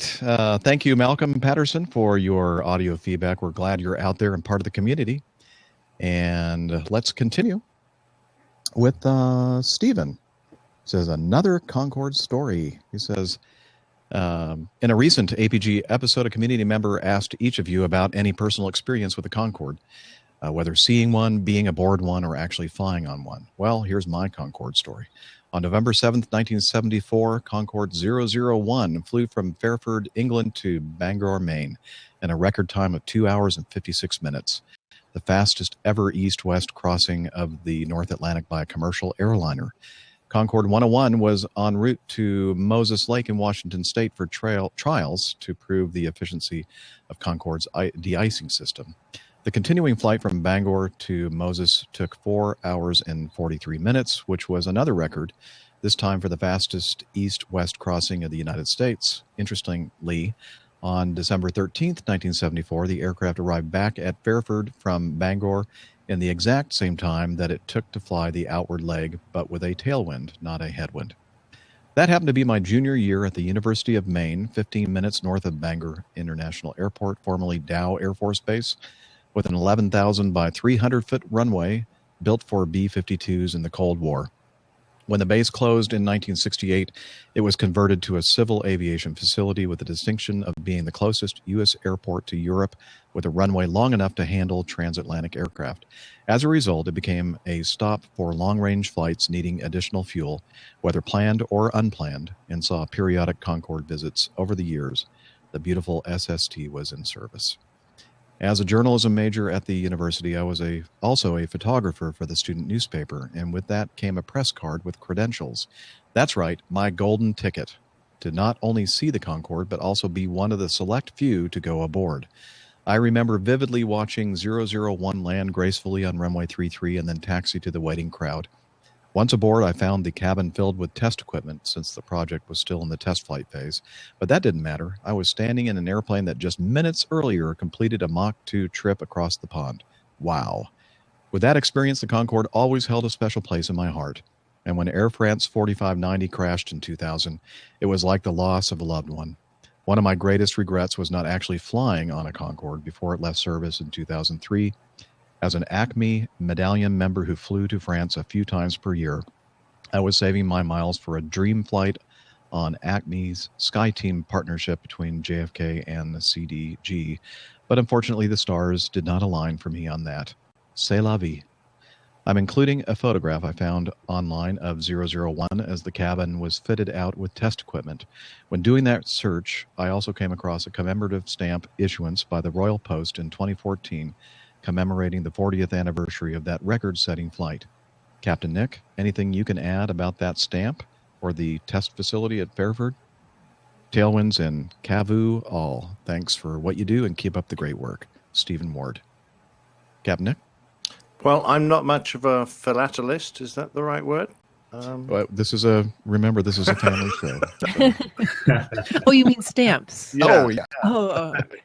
So I do apologize. I can't tell you anything. And Fairford, yeah. I don't think I've even landed there. I'm sorry. I'm a complete waste of space. My apologies. So that Concorde 001 is, as Nick will probably know, is at the Duxford Aviation Museum here in the UK. The 001, and that was actually the third prototype aircraft that was built. 001 was. Wow. And if you go there, you can go inside that at Duxford and look inside, and all the a lot of the test equipment is still on board the aircraft now. So I see another Plane Talking UK remote broadcast in your future aboard the 001. Possibly. We've done the Vulcan bomber, so we may as well do the Concorde. Yeah, the sky. You said some of the test equipment's still on there? Did you guys get a chance to look at the photo that he sent along with all the equipment in the cabin? I didn't have a look at that, but no, it's on the note. I shall have a look. But no, you can, like I said, you can go on board, and what I always found surprising was, Concorde is this massive or big iconic aircraft, but when you actually go on board at the Concorde, it is it's how do we say? Small. Small. Tiny. Bijou. But no. But no, a fantastic aircraft. Yeah, definitely. Very cool. All right. Well, thank you, Stephen, for your feedback. Let's hear some more audio feedback, this time from CJ, the C-130 pilot. Good G'day, Captain Jeff, Miami Rick, Dr. Steph, old Curmudgeon, and whoever else that he got stars this week. This is CJ, the C-130 pilot. I have a quick question. On the 100th episode of Plane Talk UK podcast, they mentioned that the British Airline Pilots Union was petitioning to classify lasers as weapons. So I was wondering if airlines and regulatory agencies permit operators to maneuver relatively aggressively in response to TCAS resolution advisories, and you see and avoid to maneuver around other aircraft or UAS. You can cue the drone sounds here. I'll wait. And if these events can cause damage to the aircraft, the pilots, and the passengers, and if a laser can cause damage to the pilots and potentially the passengers, then what do you think about this? Most laser attacks occur at night, so if the pilots were to turn off their external lights and maneuver laterally or change altitude for 15 to 20 seconds or so, wouldn't they be more difficult for the laser operator to track?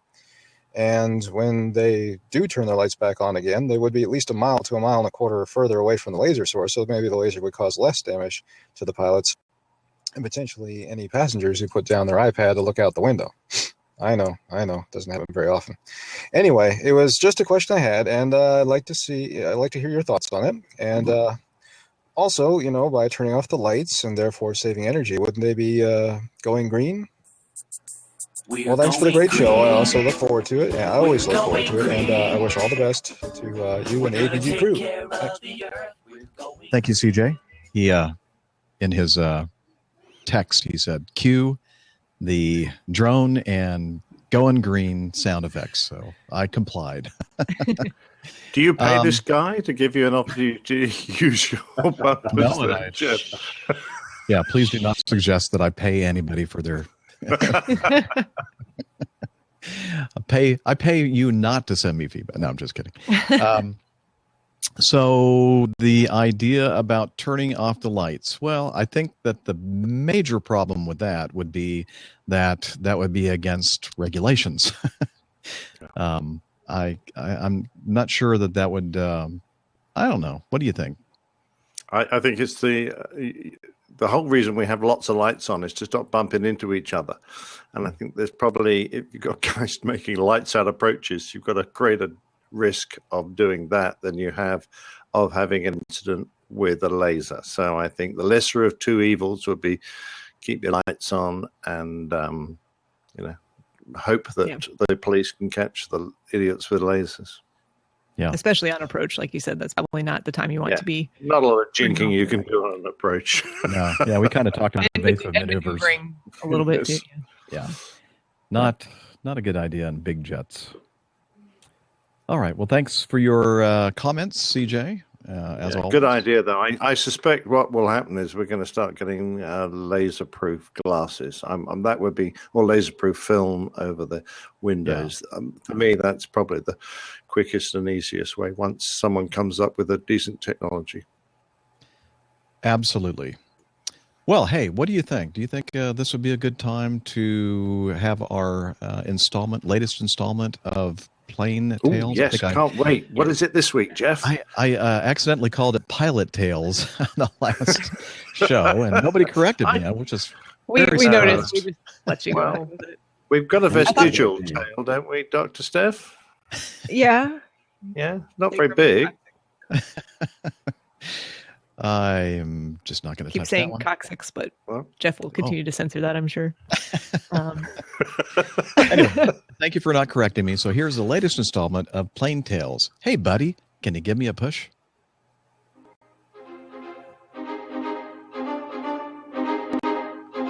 The Old Pilot's Plane Tales. Hey, buddy, can you give me a push? This is quite a well-known story, so forgive me for retelling it, but it's worth the effort, I feel, as it's not only a great story, but it concerns one of the world's most capable and loved fighters, the McDonnell Douglas F-4 Phantom. The story concerns Captain Bob Pardo and his backseater Steve Wayne, who were serving with the 8th Tactical Fighter Wing in the 433rd Tactical Fighter Squadron at Ubon, a Royal Thai Air Force base. They were based there whilst fighting in the Vietnam War, and that day they were attacking a steel mill in North Vietnam, just north of Hanoi, in airspace that was the most heavily defended in the history of warfare. So it came as no surprise when Pardo's wingman, Captain Earl Arman, with his backseater, Robert Houghton, took some flak damage during the attack. Climbing away, it became apparent that Arman had a fuel leak, and it was bad. He wasn't going to make it to safety. He wasn't going to make the tanker waiting for them over Laos. I can't imagine how frustrating it was for Pardo to watch his wingman's aircraft leak its lifeblood away and know that his friend and colleague was almost certainly going to fall into enemy hands, a cruel and vicious enemy. Pardo had to be quick. His colleague's engines had flamed out, and he was only powered by a ram air turbine. But Pardo came to a decision. He was going to push his wingman's aircraft to safety. His first idea was to get Arman to jettison his drag chute and then put the tip of his radome into the small open drag chute compartment on the tail of the aircraft. The trouble was that the tiny target was right in line with the fuselage, and the turbulence was too much to cope with.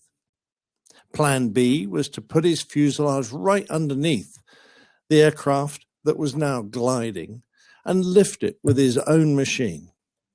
Again, the aerodynamic forces, this time the pressure under Arman's aircraft, made it impossible to make safe contact, and he risked crushing his own cockpit. He needed a safer way to push from below.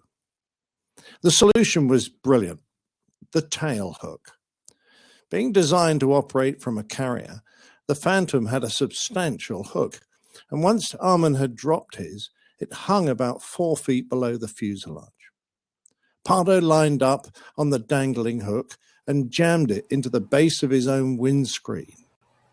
The push worked and substantially reduced the descent of both planes, but every 20 seconds or so it would slide off, and Pardo had to struggle to realign the aircraft and begin the process again. And now Pardo had his own problems. Arman wasn't the only one to be damaged, and Pardo had an engine fire. He struggled on for a while, but eventually had to shut down the damaged engine. However, in a remarkable feat of skill, he continued to push his wingman with only one working engine. But his own fuel consumption was excessive, and he was in big trouble. Over the Laotian border, they would be within range of rescue helicopters, and Pardo pushed his wingman nearly 90 miles, but now down to around 6,000 feet. It was time for Arman and Houghton to eject. Pardo didn't have much longer either, as he had burned through most of his fuel, and soon he and Wayne were suspended below their parachute canopies. Pardo with 2 broken vertebrae in his back. On the ground, they were far from safe, and they had to evade capture with the enemy coming close enough for them to be heard in the night. However, eventually they were all rescued, with Pardo being the last, but his troubles were far from over. Pardo's actions were considered reckless, and he was blamed for the loss of his own aircraft. It took many years for the bravery and skilled actions that Pardo took to be finally recognized. But for 2 decades later, the case was re-examined, and both Pardo and Wayne were awarded the Silver Star for their action. It's interesting to wonder if Bob Pardo had been inspired by another event. During the Korean conflict, a legendary man who served in 3 wars achieved a similar feat. Brigadier General James Robinson Robbie Risner. I could devote an entire Plain Tales to Risner, and perhaps I will at a later date, but for today I will just recall one of his many feats. On September the 15th, 1952, Risner's flight escorted F-84 Thunderjet fighter bombers attacking a chemical plant on the Yalu River near the East China Sea. During their defense of the bombers, Risner's flight overflew the MiG base at Antung Airfield, China. fighting one MiG at nearly supersonic speeds at ground level, Risner pursued it down a dry riverbed and across low hills to an airfield 35 miles inside China. Scoring numerous hits on the MiG, shooting off its canopy and setting it on fire, Risner chased it between hangars of the communist airbase, where he finally shot it down into parked fighters. On the return flight, Risner's wingman, First Lieutenant Joe Logan, was struck in his fuel tanks by anti-aircraft fire over Antung. In an effort to help him reach Kimpo, Risner attempted to push Logan's aircraft by having him shut down his engine and inserting the nose of his own jet into the tailpipe of Logan's, an unprecedented and untried maneuver. The aim was to push Logan's aircraft to the island of Chodo off the North Korean coast, where the Air Force maintained a helicopter rescue detachment.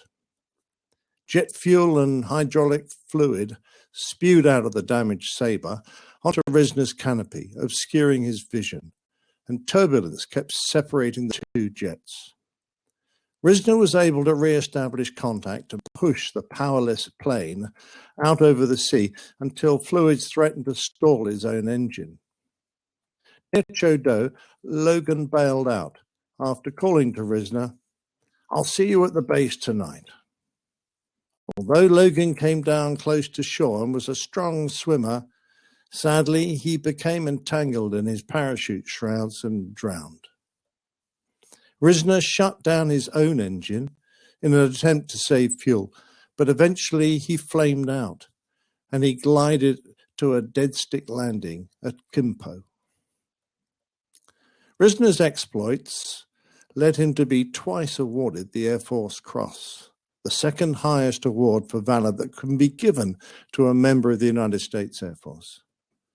He was the first living recipient of the medal, given in recognition initially of his bravery during air combat in the Vietnam War, and the second time for gallantry as a prisoner of war for 7 years during the Vietnam War, much of it in the notorious Hanoi Hilton. The ingenuity, skill, and bravery of these men can't really be overemphasized. And by retelling their stories, I hope that I am saluting them in their efforts to save their fellow pilots. I trust you all agree. And we do. Thank you so much for that, Captain Nick. Of course, I was just kidding with the comments I was making in the chat room. Yeah, they are great stories, aren't they? I don't know how well known they are in the States. I'm sure pretty well known, but it was good fun researching those. It was quite remarkable. Yes, they might be well known, but I've not heard any of these stories so far, so it's all new and fresh to me. So thank you. It's all new to me as well. Oh, good. Yeah. And Risner, was he someone you'd heard about, Captain Jeff? No. Okay. When I saw him on Wiki and read some of his other histories, I was just amazed at what he'd achieved. So I think I will in future do a little podcast, a little section devoted to his life, because he sounds like one remarkable pilot. Yeah. Yeah. Looking forward to hearing it. All right, now it comes to the part where I try to find where we were in the other folder. I think we were on... if you can see where I am. Yeah, you got the right one. Okay. Let's see. Tom writes, "Hello, lady and gentlemen. Wonder if you could shed any light on mass and balance calculations for passenger planes for me. Is there a generic weight applied to each passenger and their hand luggage? I ask because I've been waiting at check-in behind extremely large individuals who seem to pack their entire life into their carry-on bags, and also wafer-thin types with no hand luggage at all. Therefore, mass and balance calcs, by definition, must be very rough. This leads me to become quite animated if the check-in staff start crying over being a half a kilo over the check-in allowance. I've also been asked to sit on the other side of the plane for takeoff, but not landing on a popular UK-based airline of the red persuasion. Again, this seems to be a rather arbitrary step without knowing all of the passengers' weight. Keep up the good work, Tom. So that's a good question. And I'll include a link to this advisory circular from the Federal Aviation Administration, which was issued in June of 2005, entitled Aircraft Weight and Balance Control. And this is the perfect kind of document for Miami Rick. He would read this, like just in his He would spare memorize time. all of the numbers. I was going to say, Steph, he already knows it off by heart, Jeff. Yeah, you wouldn't need to send it to him. You would have to give it to him. That's true. See, I need for him a couple days ago. He's committed it to memory and can. I need to reference things like this to actually get the information. But you're right. Rick would have this memorized. So basically, this document talks about weight and balance and weights in particular, and how they are to be applied and calculated and that kind of thing. And basically, if you have an airplane that is small, like 5 to 29 passenger seats, I think they actually, or is it fewer than 5 seats? You have to actually use the real weight of each passenger and also the baggage. I don't know what the number of passengers is, but the last time I was on, actually the only time that's ever happened to me is flying on little Britain Norman Islanders, which I think hold 7 people. Okay. You get weighed, your luggage gets weighed, and they use the real weights. So okay, it's less than 10 people on the plane.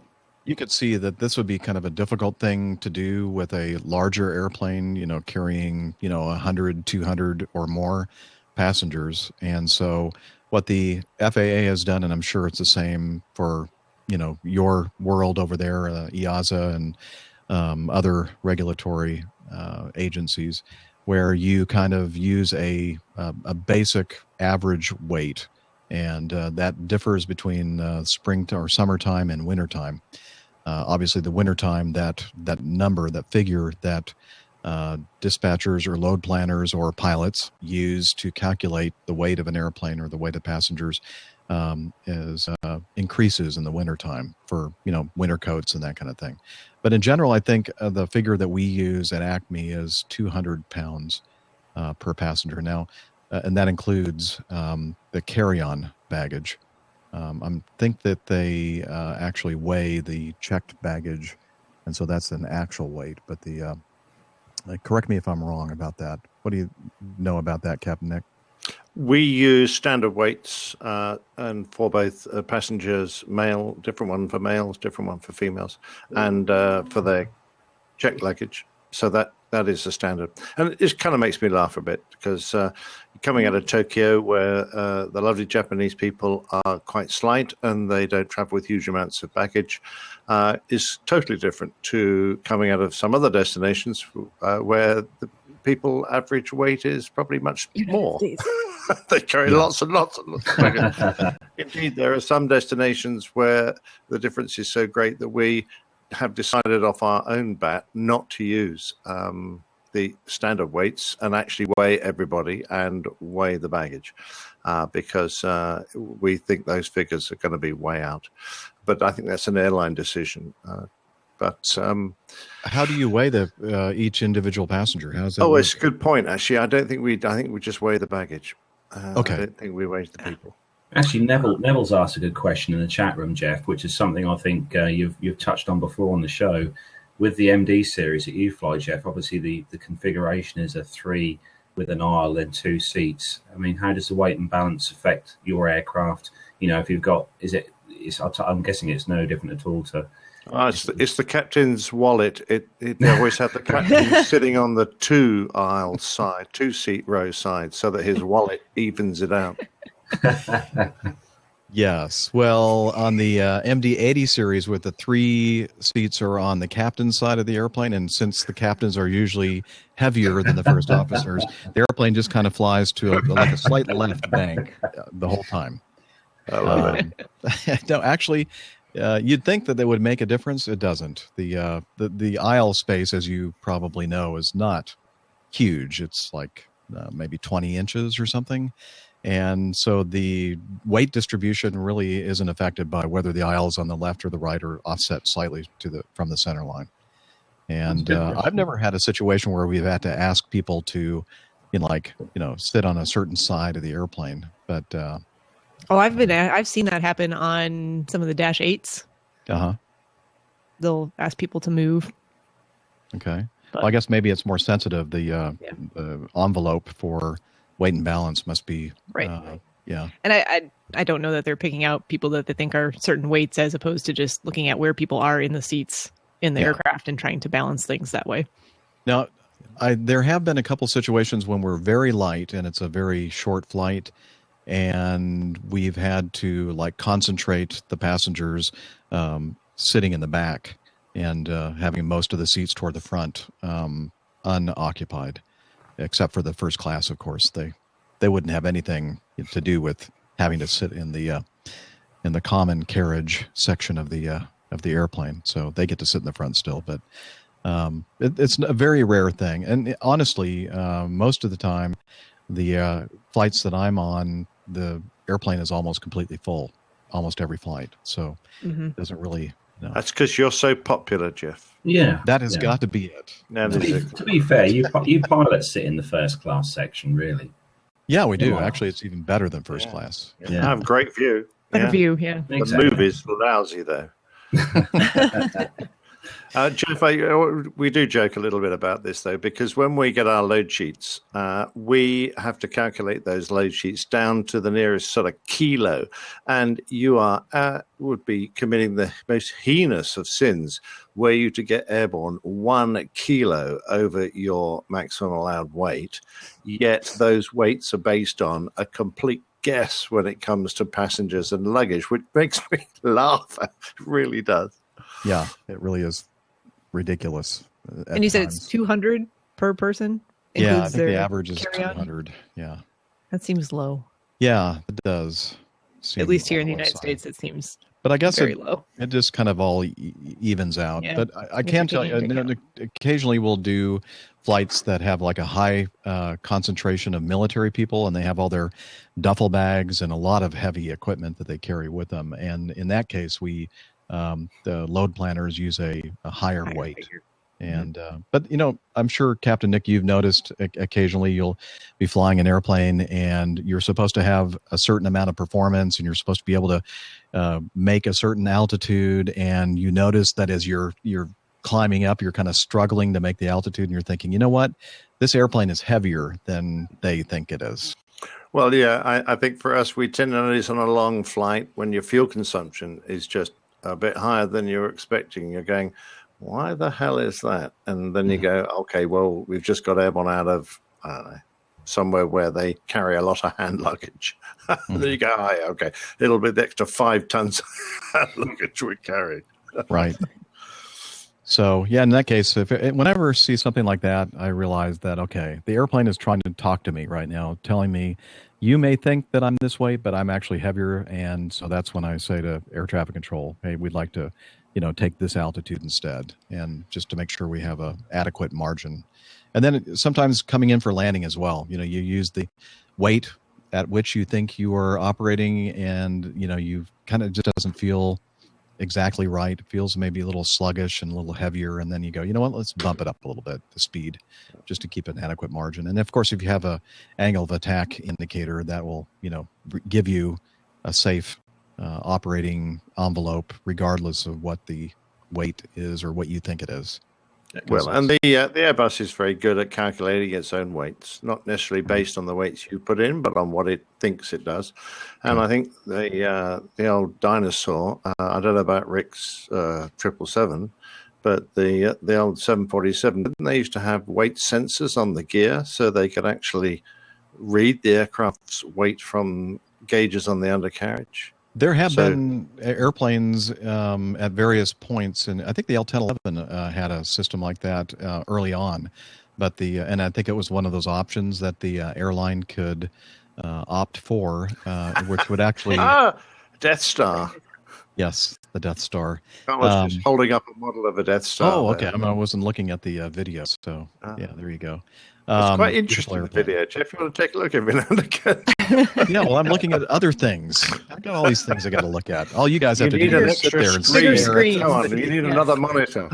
You need a mat. You need some mat there with it. I need multiple screens is what I need. Exactly. Like a hole in the head.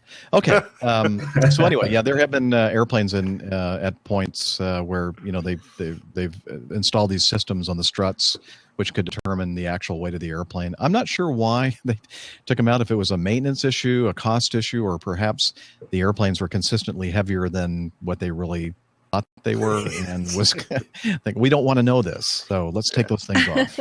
I don't know. What we don't know can't hurt us, right? That's right. No. Anyway, so good. No, I think Rick's talked about that before. We'll have to get him to refresh our memories about the actual measuring of weights with this document. Please get him to do that. I'll probably need a pig break at that. This document talks about it goes into all that kind of stuff. It's very, very thorough. It's many, many pages. I'll have a link to that, Tom, if you want to check it out. Talks about, okay, well, how do you determine what the weight of the airplane is, and how many do you have to actually weigh every single airplane at a certain time frame and that kind of thing, and so it depends on the size of the fleet, and they say, okay, 10%, and then a certain number after this amount, etc. So it's a quite detailed document. So check it out. Everything you wanted to know about aircraft weight and balance control, but we're afraid to ask. That's the problem. That's right. Let's see. Ham Radio Jim sent in a link to. Actually, he didn't put links. I had to actually search for them. He made me work. From the New York Times. One was entitled "The Fighting the Incredible Shrinking Seat," which was it said this one may be of interest to Dr. Steph, and it talks about the size of seats and all that jazz. On airplanes. And then the other one was the challenge of taming air turbulence. And it talks about all that stuff regarding turbulence and how to avoid it and alleviate it and that kind of thing. And I'll put the links to these articles from the New York Times in the show notes. You guys want to say anything about them at all before we move on?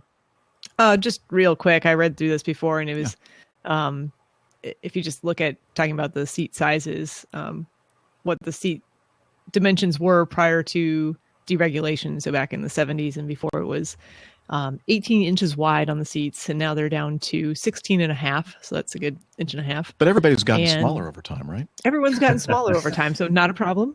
Yes, I'm tiny. I used to be much bigger. No. I remember. And seat. Sorry, I remember. Seat pitch. Oh, sorry, Steph. I was just saying, looking back to the seat widths, looking back at the old pictures I saw online a few days ago of, if you guys remember, Freddie Laker from the UK. He used to have the Skytrain with the DC-10. Freddie Laker, he was like the pioneer of low-cost transatlantic flights. And the seats inside the cabin, in the economy section, were like armchairs. They were like lazy boy recliners, right? Wide. Like, they look real plush and comfortable. And and seat pitch used to be 35 inches and is now 31 inches. So that's why your knees are right up against the seat in front of you, and if the person in front of you leans back, there's a fight. So just interesting. Yeah, it does mention the average man is 30 pounds heavier today than he was in 1960, and the average woman is 26 pounds heavier. So there you go. Those I'm a lot more than 30 pounds heavier than I was in 1960. I wasn't around in 1960. I was like one year old. I'm probably about 150 pounds heavier. Okay. Glenn Towler sent us in some audio feedback. You want to listen to it? Yeah. Yes, please. Hello, Captain Jeff, the marvellous Miami Rick, the lovely Dr. Steph, and the old curmudgeon. It's Glenn here from New Zealand. Just thought I'd leave some more feedback. I've done for a while. I was talking to an interesting woman last night. She was an ex-skydiver, and she's saying about a fear of flying, that she doesn't like to fly in airliners because she's not wearing a parachute. I thought, what a strange thing to say.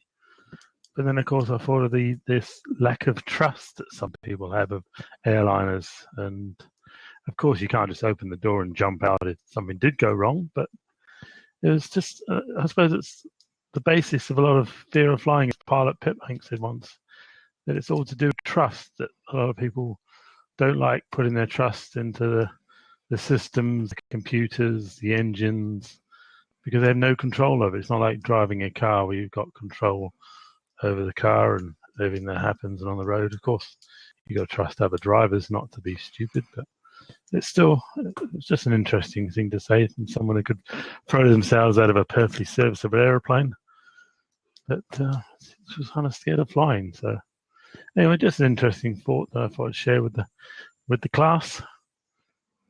Blue skies and tailwinds, and very much enjoying this podcast. Of course, keep up the good work. Thank you, Professor Glenn. The class appreciates your comment. And by the way, I'm ready to go flying now.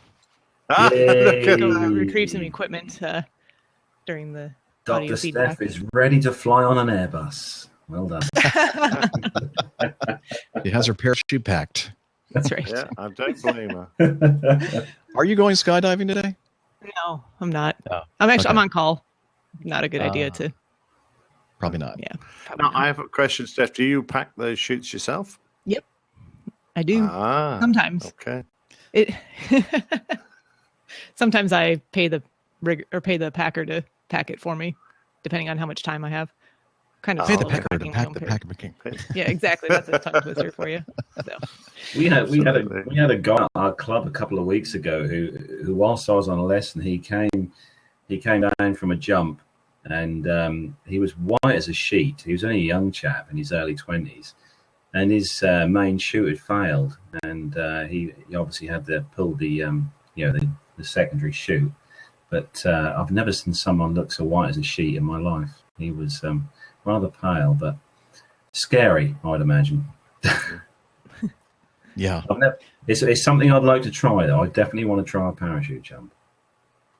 Yeah, I think that Glenn makes a good point, regarding a trust issue. And I guess I can kind of understand if she's a skydiver, and so she has control over her fate. So if something goes wrong with the airplane, she always knows that, she'll have a way to get out, kind of a backup plan. Whereas, if you're not allowed to bring your own parachute on an airplane, then now you don't have a backup plan, and you have to completely trust the people flying the airplane and the manufacturer. Here's the thing about that, though. The regulations state that if there is an emergency with the aircraft or something's going on, the pilot of the aircraft is the pilot in command and can tell you what or what not to do. During that situation, it may not be safe for you to get out of the aircraft, so he may not want you to do that. He or she may ask you to stay where you are, put your seatbelt back on, come back and land with the aircraft if that's what's going to be the case. Or the pilot may say, yeah, everyone get out right here. Don't care where we are. You have your parachute. It's a safe altitude. Looks like it's relatively safe to do, or it's safer than whatever situation we're about to encounter. So you have to listen to the pilot in those situations. Interesting. I've got a couple of first officers I've flown with who skydive, particularly when we're going out to LA. They'll bring their gear with them. And I do try and ask them to get to the airplane ahead of the passengers if they're going to walk through the gate with a parachute, because I say it doesn't really send the right message. Yeah, I've got this and, my uniform on. Exactly. Just planning for all eventuality. All possible. You never know. Absolutely. And the only thing I really miss, because, you'd obviously miss your parachute if you're a skydiver flying. I miss my ejector seat. I really do. It is nice to know that if all goes wrong and there's nothing left to do, you can just pull those handles and get out.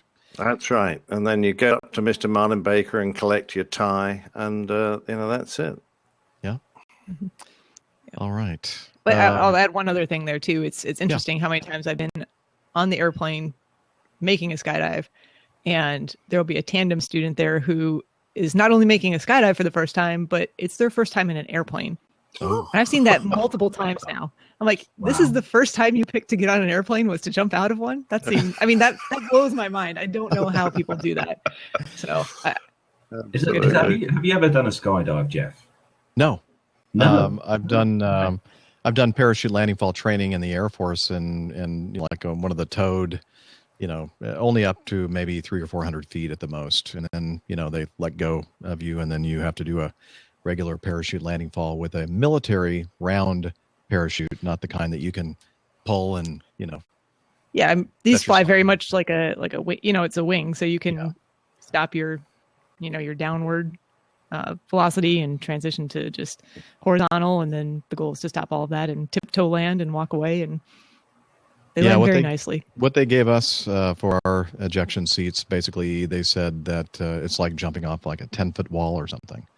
So it's not with the round parachute. The same. Yeah, you don't really stop that downward.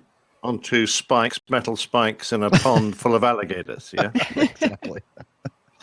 We used to. I used to get regularly asked if we got parachute training, and we used to get basic training in how to do parachute rolls, etc. But the Royal Air Force took the attitude that with our style of parachutes, I think we had aeroconicals.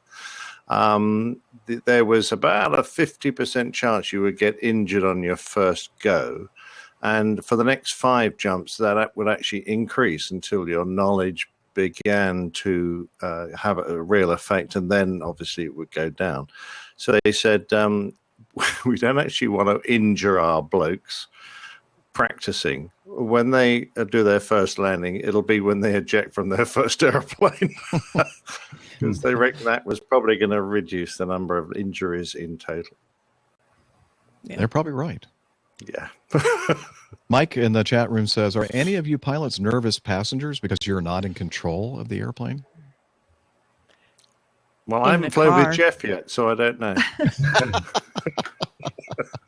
Yes, he would be very scared. I think maybe earlier in my career, I was, well, not nervous, but I paid more attention to everything, and but the older I've gotten, the more I go, I don't even think about it. Just get on the airplane and don't even worry about it. I don't know. Usually I'm asleep. Yeah, how did you get on, Carlos, in your airliner flights recently? Did you feel pretty relaxed? I was flying on Acme Red, flying out to Vegas. So obviously I was in, great hands, and obviously we got very well looked after. And obviously we flew home with Acme on one of their fantastic 767-400. So, it was, we were very well looked after again there. And I was not worried at all, not one bit.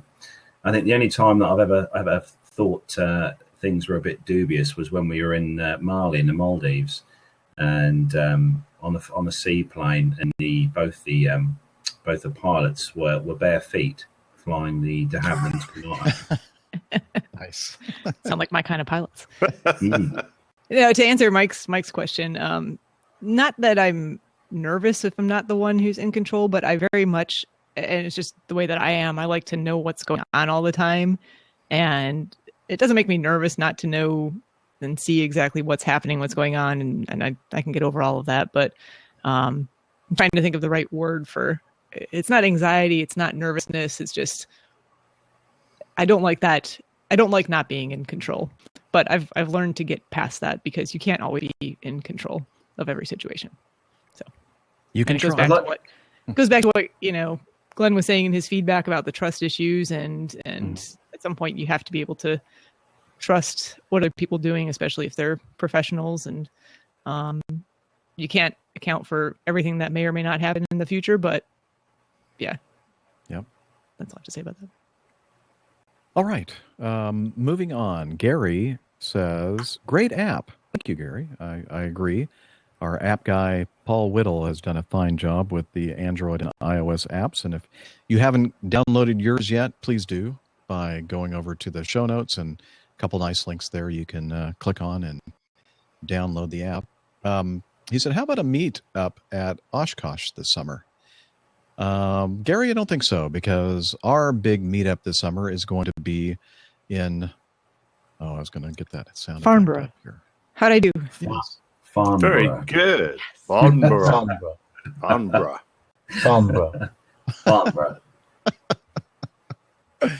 All right. So we're kind of, that's going to be our big meetup for the summertime. So I think we're going to avoid Oshkosh this year. And I think Rick represented the airline pilot guy force in Oshkosh last year. Mm-hmm. Perhaps maybe 2017. Yeah. I don't know. Maybe. We'll see. Definitely in the future, I can see us going. So. Absolutely. And I've never been. I would love to go to Oshkosh. Yeah, I've heard so much about it. Let's pencil it in the calendar right now for 2017. Carlos, Yeah, you why too. not? You and Matt, come on over. We'll do it. I would love to. There's so many great air shows in the US that I would, and museums as well, that I would so love to visit. Really. Awesome. Do it. Ray Williams, my neighbor to the north here. I haven't heard from Ray in a while. Ray. Sent some very detailed feedback regarding our trip. Speaking of Farnborough, he says, y'all's Farnborough trip. He said, in a recent podcast, you implied that you had not got your dates and itinerary set in concrete yet, so I felt I had to recommend Champion Urge something to y'all. Just northwest of Birmingham, and he's not talking about Alabama here, about a 2.5-hour drive from Farnborough, is the RAF Museum at Cosford. Am I saying that right? Cosford? Yeah, Cosford. Yep. Cosford. And he said, folks, I've been to Air and Space, and Udvar-Hazy and RAF Cosford beats these. It's not just a museum of RAF aircraft, but also a history of the British aircraft industry from about the time of the First World War. It'll be heart-wrenching to recall some of the great names of the various manufacturers whose names used to roll off one's tongue in conversations of innovation and high performance, and to realize that these have been pretty much all morphed into the rather bland-sounding BAE systems. Gone are names such as Avro, or back further, AVRO, Supermarine, Blackburn, Gloucester, Bolton, Paul, Hawker, Airspeed, etc. And before transatlantic smugness takes over, bring to mind the lack of names such as Fairchild, Douglas, Curtiss Wright, perhaps deservedly, he adds, Consolidated Vultee, North American in current U.S. aviation. And then he goes on more and more. He gives us a lot of detail regarding how to get to Cosford and what we can expect to see there if we do. And thank you very much for, I'm not going to read the whole thing, Ray, but all of the APG crew has read, and we're definitely going to take a look at this. I don't know if this is something we're going to be able to fit in or not, but thank you very much for the suggestion. And I have a feeling that a couple people on the APG crew right now have something to say about the RAF Museum at Cosford. It's a fantastic museum, Jeff. It's well worth a visit. They've got a heck of a lot of aircraft on display there, including a B-2, and they've also got an Avro Anson, which is another quite a famous aircraft here in the UK, and a Lancaster they've got, and one of those great Harriers as well. They've also got a Harrier jump jet there as well on display. Yeah, TSR-2 is one remarkable airplane that was a fantastic aircraft of its time, and was the result of cancelled as a result of awful political machinations and a sad loss. But yeah, it is a sort of brilliant museum. It used to be the RAF apprentice base for the engineers, RAF Cosford. So it has a great history of aircraft engineering there. And I'm looking at a picture of their Hunter, and I'm going to have to look at my logbook to see whether that was one that I had flown. But they look great pictures, by the way, as well. So really nice and a great spot.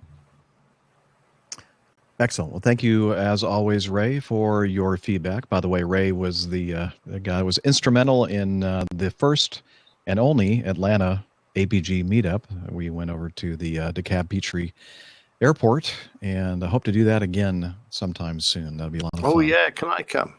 Yeah, absolutely. Wow. Brilliant. Yeah, when that happens. Yeah. Maybe I should fly down there. Yeah, maybe we can somehow make this coincide with an Atlanta layover for Captain Nick. That'd be cool. All right. I've got one next month. All right. You know, if you ever have a spare seat, Nick, I'll come with you. No. Yeah, we do. It's in the avionics bay. Okay. Yeah, I'll bring a coat then. Yeah, just don't pull any circuit breakers. You know how the Airbus is. It'll fall out of the sky. Yeah. All right. Here's some audio feedback.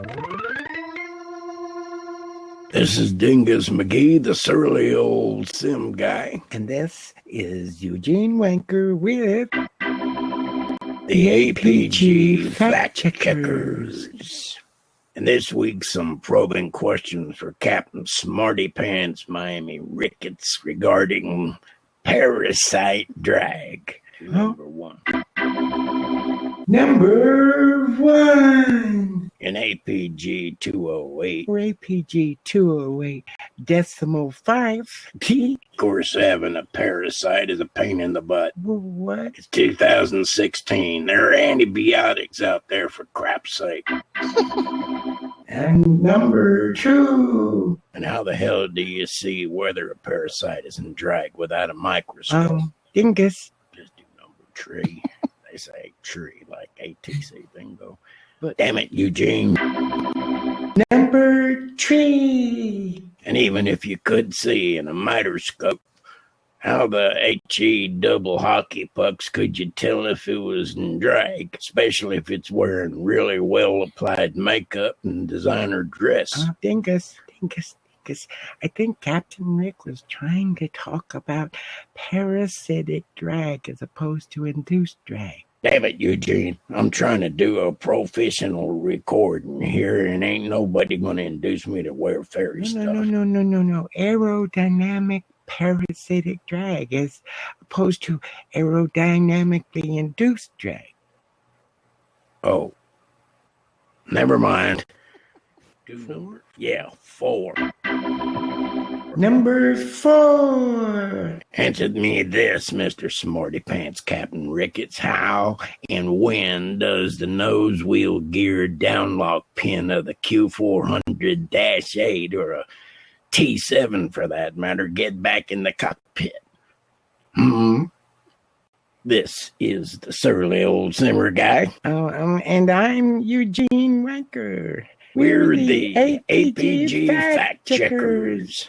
Signing off with positive rate 29.902 and 3 green.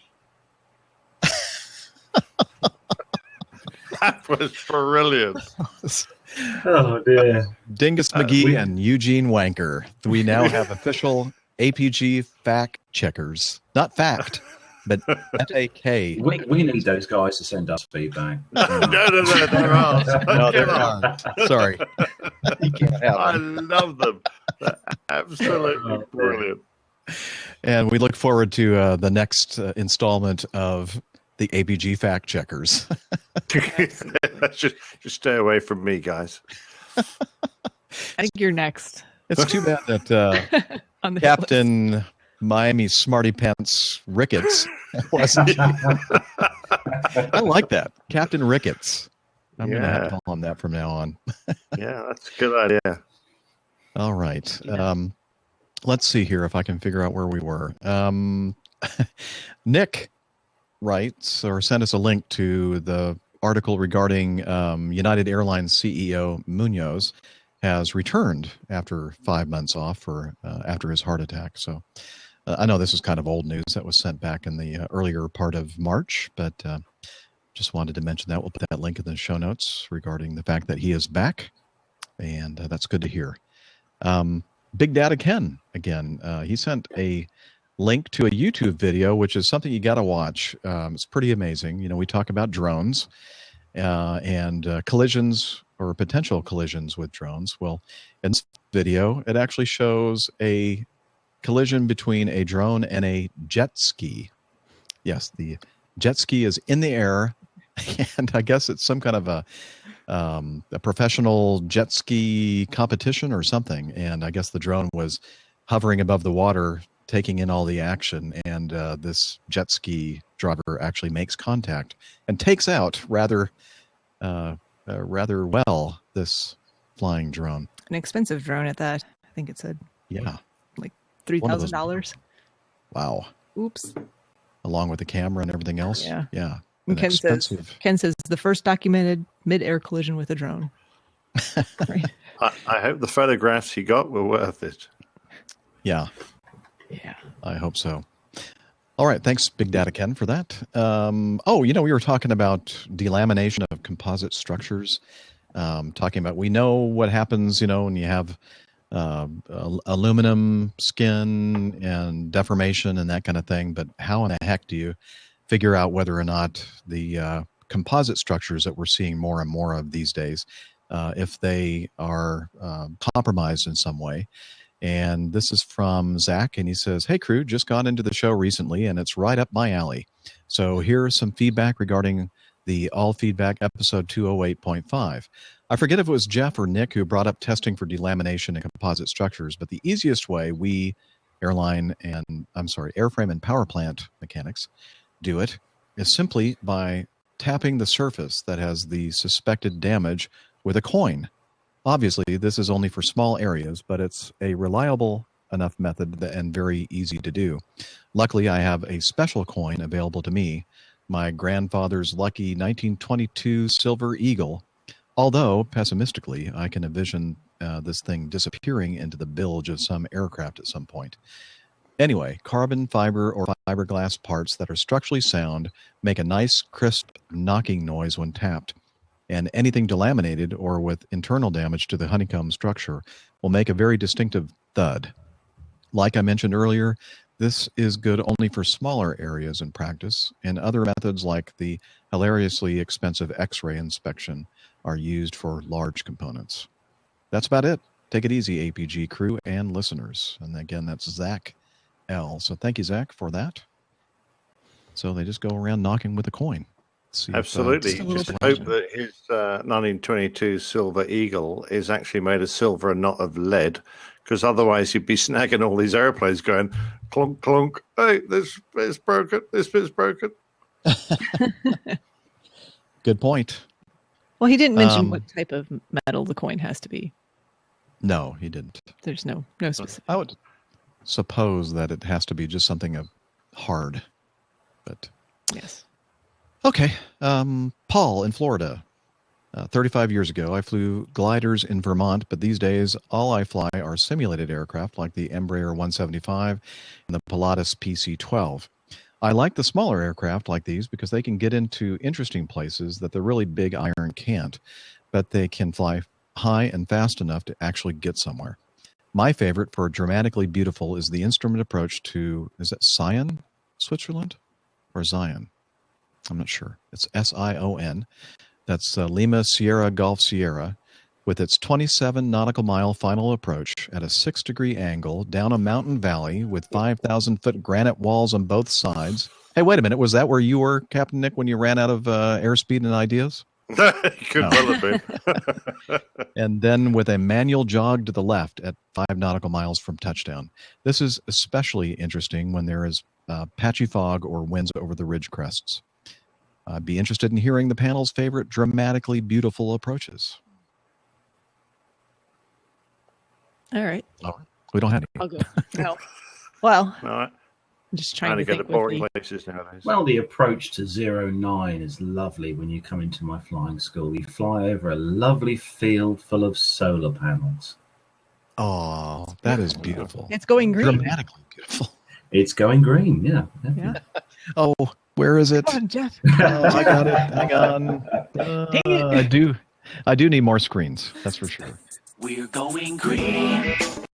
We're going green. We're gonna take care of the earth. We're going All right, there you go.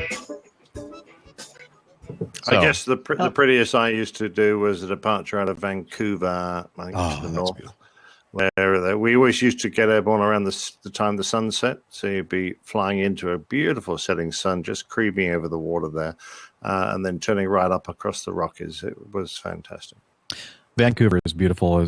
What's really breathtaking to me is the fact that you have the Pacific Ocean, sea level, obviously, and then just rising almost vertically right out of the water. Those sheer cliffs and mountains going straight up. It's just amazing. Beautiful. Stunning. Yeah. I think of the limited places I myself have personally flown into, my favorite or most beautiful approach is the one into Ocracoke Island. Because coming from the eastern part of well, actually, it's to the west of there in eastern North Carolina. You come over the Sound, so you cross it's like 20 miles of water, and then you get to these barrier islands, and the airport itself, the runway is aligned parallel with the beach, and it's literally right next to the beach. So your approach is flown along the beach, and you land. It looks like you're coming into land right on the beach itself. It's really pretty. So. Nice. Yeah. Other than Vancouver, an interesting approach. I don't know if I'd call it dramatically beautiful. It was going into Reno. That's kind of a interesting approach. Seeing that Kmart down there below. Reno, Nevada. Yeah. Dunkin' Donuts. I would like it. All right. Let's move on. Grant in Atlanta sent a cartoon. I'm sure everybody's seen that. I think I tweeted it as well. He said, "No commentary necessary. Seems legit." And it shows on the left side of the frame the inside of a cockpit of a DC-9 with thousands of dials and switches and throttles and everything. And then you can see the windscreen and the clouds out in front of the pilot. And then the A320 on the right side, and it has the same window and the pilot sitting there, and then two little buttons, up and down. Simplicity at its best. Take off or up down? That works too. Yeah. Take Yeah. off land. Yeah, but you need a left right, wouldn't you? You need 4. Let's see. Nige writes to us from Shropshire. Is that the way you pronounce that? Shropshire. Shropshire. Shropshire. Shire. Gotcha. I've just listened to Captain Nick's moving obituary to Eric Winkle Brown. When somebody dies, it's common to bandy about terms like one of a kind, and they don't make them like that anymore. But in Eric Brown's case, it is really true. The circumstances which made such a life story possible can happen only once. Well done, Nick. A respectful tribute delivered to perfection. Nige. Oh, that's very kind of you, Nige. Thanks very much indeed. But it's easy to talk about someone who had achieved so much in his life. So that was, for me, an easy and, poignant moment, because we as pilots appreciate people who have contributed and done so much. And when you realize that he was head and shoulders above his peers, just reminds me that a memorial has recently been raised, I think, at Farnborough, to cover the period 1908 to 2008, and has the names of 500 test pilots or crew who perished during that period. Let's heap on some more accolades for Captain Nick. Brent says, "Hey, Captain Nick, really enjoy your awesome news segment. It really adds a lot to the show. Keep up the good work. P.S. Wouldn't even mind if it adds 1/2 hour to every session." Well, speak for yourself. I think Jeff would object slightly. Please don't encourage him, okay? In fact, I think I was not supposed to read that piece of feedback. But thank you very much, Steve Brent. You can always drop half on us, Nick. It's very half to kind. us. Yeah. Hey, I think we played this before we recorded on an earlier show, but it hasn't been officially recorded on a live show. And so let's hear this. It happened some time ago. I kind of recall. In fact, did you hear Captain Nick last night on APG 208.5 feedback extra? I didn't, unfortunately. I was attending to a few other things, and I missed the notification that it was taking place. So I was aware that it had occurred, but I haven't listened to a single millisecond. Yeah, I was dipping in and out, but I think the good captain is starting a new segment on APG called Plain Tales, where he recounts a story from his war days back in the Air Force in the 1920s and 30s. So that's a good new segment to look out for. I didn't hear the one last night, but I'll look forward to downloading that. So, Captain Nick, thank you very much. Yeah, I believe he's the first person to take a Sopwith Camel inverted, isn't he? Yeah, I think he was, yeah. Mr. James Sturton. He's thanking people for contributing to his running James. He fund. says, best of luck, Pip. Thanks. But let's listen a little bit more. Well, James, you're welcome, and thank you for your very generous contribution. That really means a lot. It's all going to a great place, and it's helping me get out there and motivate me to train.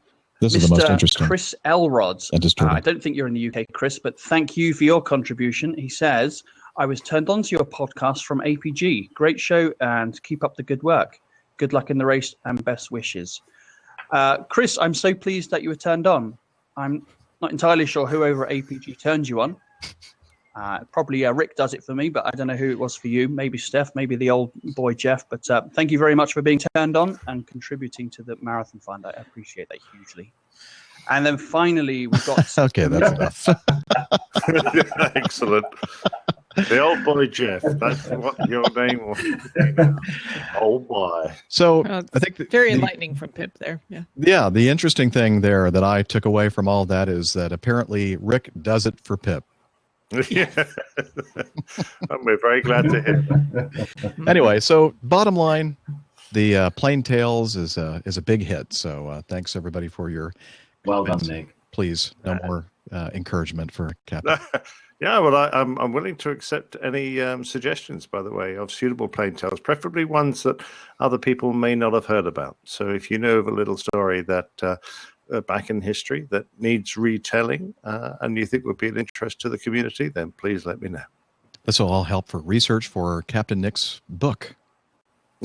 Yes, right. he's definitely Something going to to be do when ready. I retire in a couple of years. There you go. All right, moving on. Oh, I'm hearing some drone noise. Let's see. Ray Davis writes, well, I'm sending you a link with a good news story regarding drones. One of our rescue services here in Australia, Westpac Rescue, is about to start using a drone to patrol the beaches for sharks as well as other possible duties. I hope both you and the community finds it interesting. Blue skies to you all. Ray from Down Under.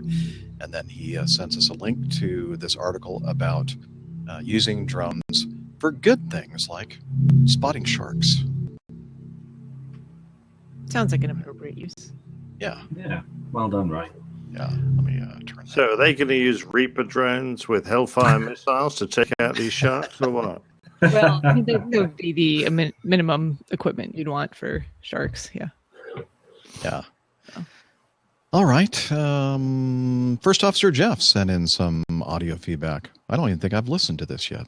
Jeff, it's First Officer Jeff, listening to 208.5 and talking about the ratings for the iOS apps and the Android apps at 12 plus and 17 plus respectively. I think the reason that the iOS app is only a 12 plus rating versus Android 17 plus is that the iTunes Store obviously has not reviewed episode 200, and the Android or Google Play Store obviously has. So that's my take on the differences in the ratings. Have a great time on the next podcast, and I'll be listening in. Thanks. What are you saying, First Officer Jeff? Yeah, where are you saying it? You got your head in a bucket. Yeah, I don't know where he was coming in. He must have been in the Bermuda Triangle or something. I don't know. Moving on. Karush Power, Pawar, says, hello, Captain Jeff, Steph, Miami, Rick, Captain Nick, and fellow APG-ers. I came across this podcast just a few weeks ago, and I'm absolutely loving it. Thanks a lot for putting in the effort you have to put together such a fantastic and entertaining show and bringing together such a great community of people from all over the globe. Just a bit about myself. I live in Dubai, UAE. Flying planes has been a career goal since I was very little. I'm very proud to say that I enrolled in an MPL, a multi-crew pilot license program, around 2 years ago. And I'm about to start line training with Air Arabia here on the Airbus A320 later this year. Just two quick questions for you all. What is your opinion on the MPL course?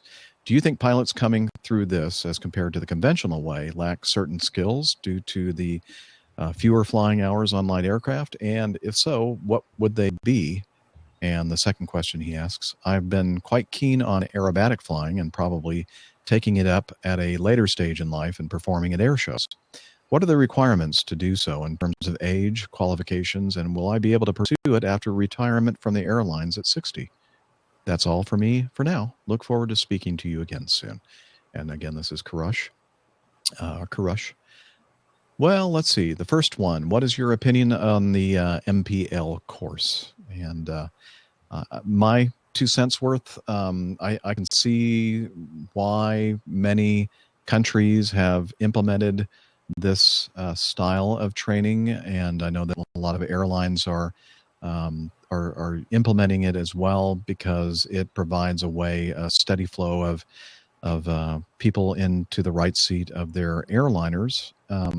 I'm not sure, as compared to the conventional way of training, if you're going to get as much experience as you would the more traditional path. But I don't know. What do you think, Captain Nick? Well, I'm yet to find out because we've got some of these guys coming to our airline before too long. Okay. And we will, be seeing them at first hand. But it was interesting. The trip I just flew with my first officer is quite an experienced chap. Was a captain on 320s before, and his previous outfit had a lot of cadets.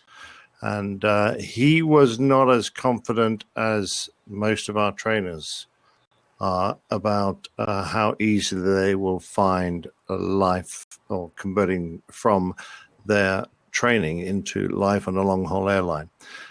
So, he, well, I guess we'll wait and see. It would be wrong of me to form an opinion yet. So, fingers crossed. Steph, do you have any thoughts about this? I was actually interested to hear what Nick had to say about it, just because that doesn't really happen here. So I don't know anyone who's gone through some of those multi-crew pilot license courses or anything like that. Mm-hmm. But like you were saying, I think it's definitely like anything else, it's going to have pluses and minuses. It's a way for the airlines to get their crews that they need and get people trained and flying quicker. But I don't know at what cost. Right. I know there's a lot of different thoughts on it, and I think some people are going to be able to function as quite competent, good pilots going through a course like that, and for some people it might not be enough training. I'm not sure. Yeah, I think you'd agree that experience might be the better word. Yeah, I mean, I think that some people are just naturally good at flying airplanes. So they just kind of have it built into their DNA. Others, not so much. And they're the ones that are going to benefit from more experience and be on the same playing field as everybody else. So I would imagine that it really depends, as you mentioned, Dr. Steph, on the person. It could be just fine for some people who are naturals, and then it may be detrimental to people that are not. What do you think, Carlos? Yeah, it does. I think it boils down a lot to cost at the end of the day with all any aspects of flying or learning to fly or the extra add-ons and bits and pieces. But flying, like I've said that before on our show, for me it came really easily. Flying an aircraft to me now is I can hop in the one and go up in the pattern circuit also, and it's just like me getting in my van and driving. It's just very easy, but to some people it is very hard. Mm-hmm. But the cost does come into is a big factor in it all, especially in the UK. Yeah. And I mean, for the people who don't struggle with it, like Carlos, who get in and don't have any trouble actually with the mechanics of flying an aircraft, it might actually be better for them, because then if that's their career goal, then you're kind of cutting out some of the fluff that you don't perhaps need or you won't use, or just wasting that time and money and cost and all of that, doing types of flying that you probably won't be doing as your career. My only concern is not having enough of that basic flying fundamental skill, Sure. and the natural sensation when an airplane is flying and when it's not, like stalls and that kind of thing, and not having enough experience to it. Now, maybe these MPL programs do a lot of that kind of, do emphasize that kind of flying. I don't know. And it probably, varies from one MPL course to another. But for me, if I were in charge of hiring at an airline and we were bringing in people going through these multi-crew type license courses, I would make sure that the curriculum included a hefty dose of of actual manual flying of airplanes and the feel of what an airplane should feel like when it's flying and when it's not, and how to recover from it if it departs from controlled flight. So. The second question, I've been quite keen on aerobatic flying and probably taking it up in a later stage in life, performing at air shows. So he was asking, what are the requirements to do so in age, qualifications? Will he be able to pursue it after retirement from the airlines at 60? And I'd say, I don't know for sure, but I would imagine that as long as you can pass whatever medical certificate is required to fly aerobatic aircraft, I would think that a class 2 or class 3 would probably be all you needed. I mean, if you're not doing anything commercially with it, yeah, you just need a class 3. But I think it's just going to depend on your individual health and fitness levels at that point, and whether that's something that's comfortable for you to do at the age of 60. So right, exactly. All right, moving on. I think we have time to do a couple more. What do you think? Sure. Oh, yeah. Okay. And for those of you, all you haters of long podcasts, sorry. Hopefully you have long ago hit the pause button or delete button. But, or selected ×3. And we're all speaking like this. The beer is running low. Well, go ahead and get some beer. No. So this is from Luke. From the very first time into the skies with my instructor, he has expressed the importance of pre-takeoff checks. All critical items must be checked before I even consider pushing the throttle forward. Every time I line up on the runway, I ask myself the same questions. Are takeoff flaps set? Is the fuel on? Are both igniters on? Do we have the minimum oil temperature of 50 degrees Celsius? Is traffic separation good? The answer to these questions, followed by a last glance at the windsock, let me know I'm ready to go. This past Saturday, after my lesson's conclusion, just as I thought all action at the aerodrome was finished for the day, I was watching several recreational aircraft buzz around the traffic pattern. I noticed a Tecnem light sport aircraft start up. I'd been chatting to the pilot of that aircraft with my instructor minutes earlier. However, I wasn't paying enough attention to notice that the pilot taxied straight out without completing engine run-ups. This is a huge indicator that something was up.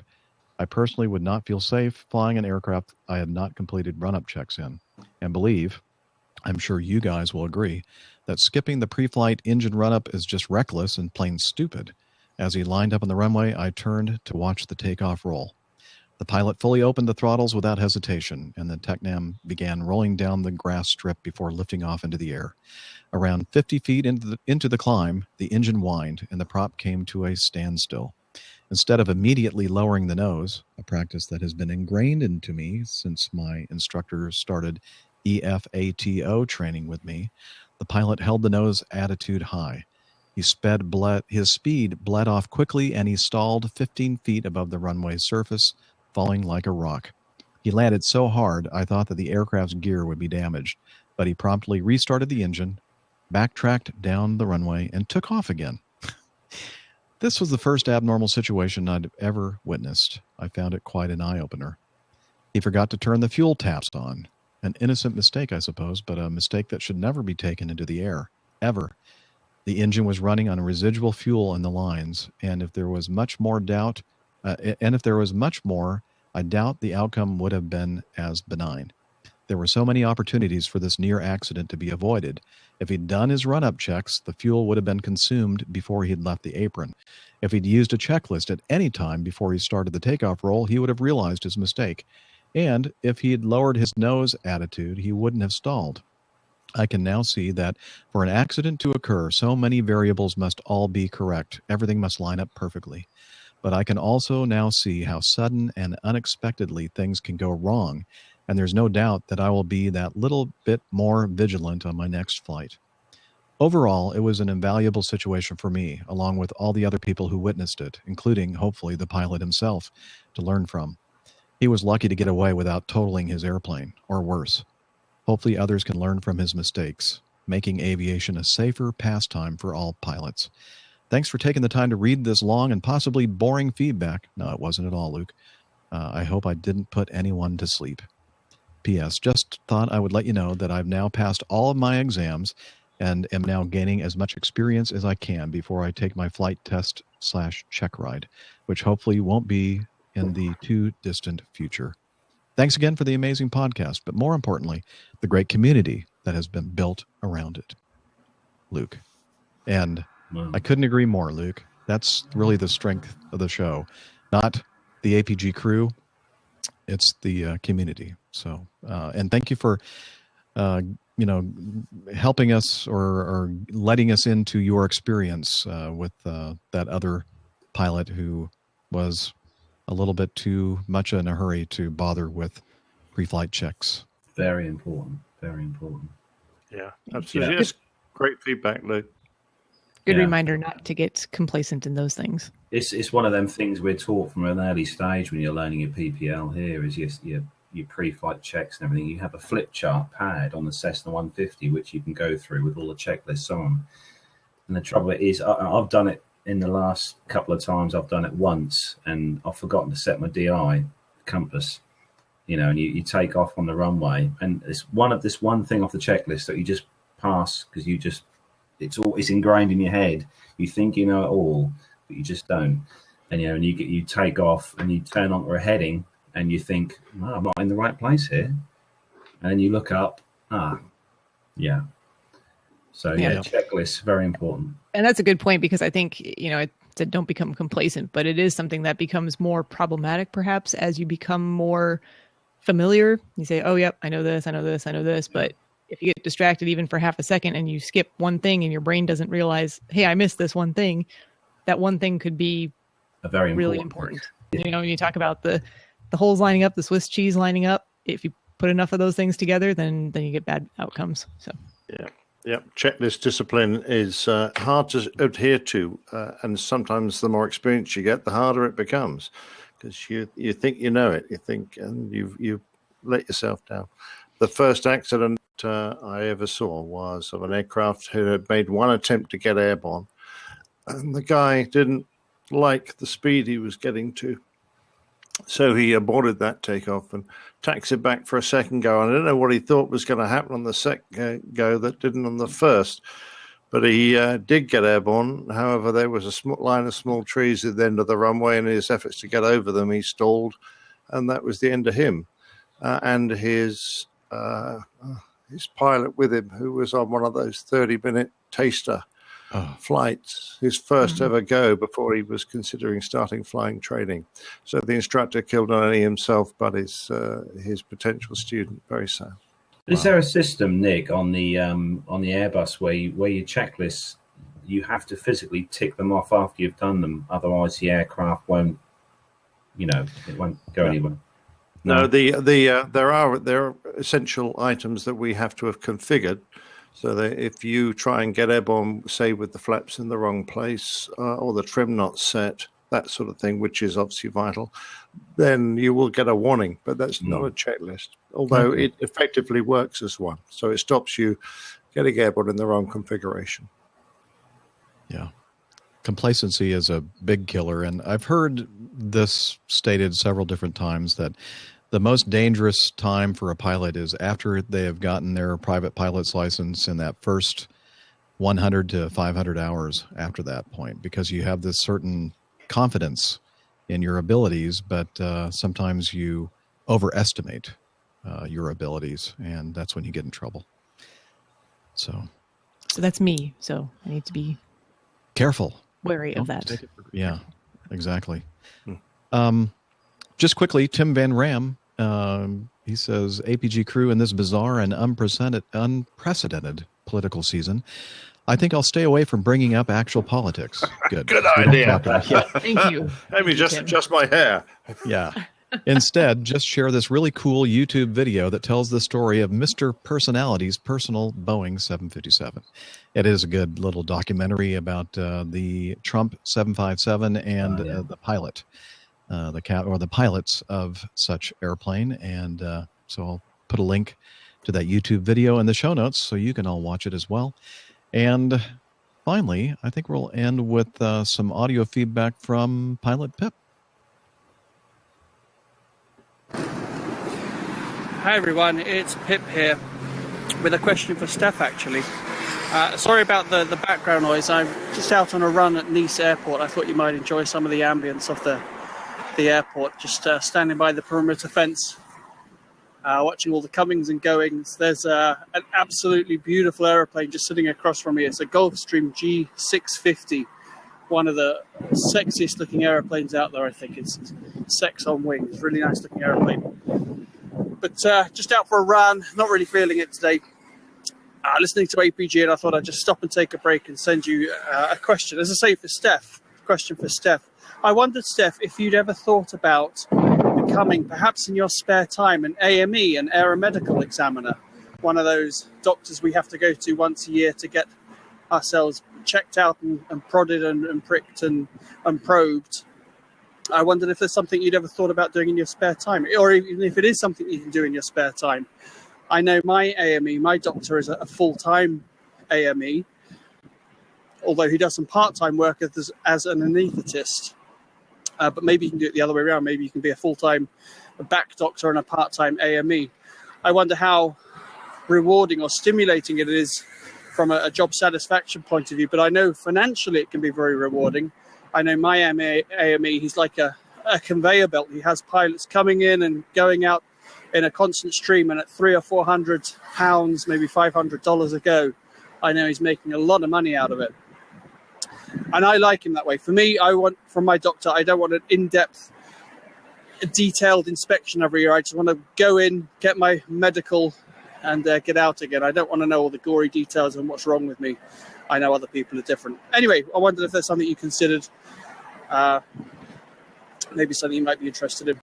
Anyhow, I better get on with this run, get back to the hotel. I've got an evening flight up to Rotterdam this evening, so I need to get on. So take care, all. I hope you're having a great podcast, and I'm enjoying listening to them as always. And we, cool, that noise is an EasyJet A319 just taxiing past me. There we go. There's the juxtaposition there. One of the ugliest aircraft, an A319, next to a G650. What a contrast. Anyhow, I'm out of here. Bye. Nothing like an opinionated...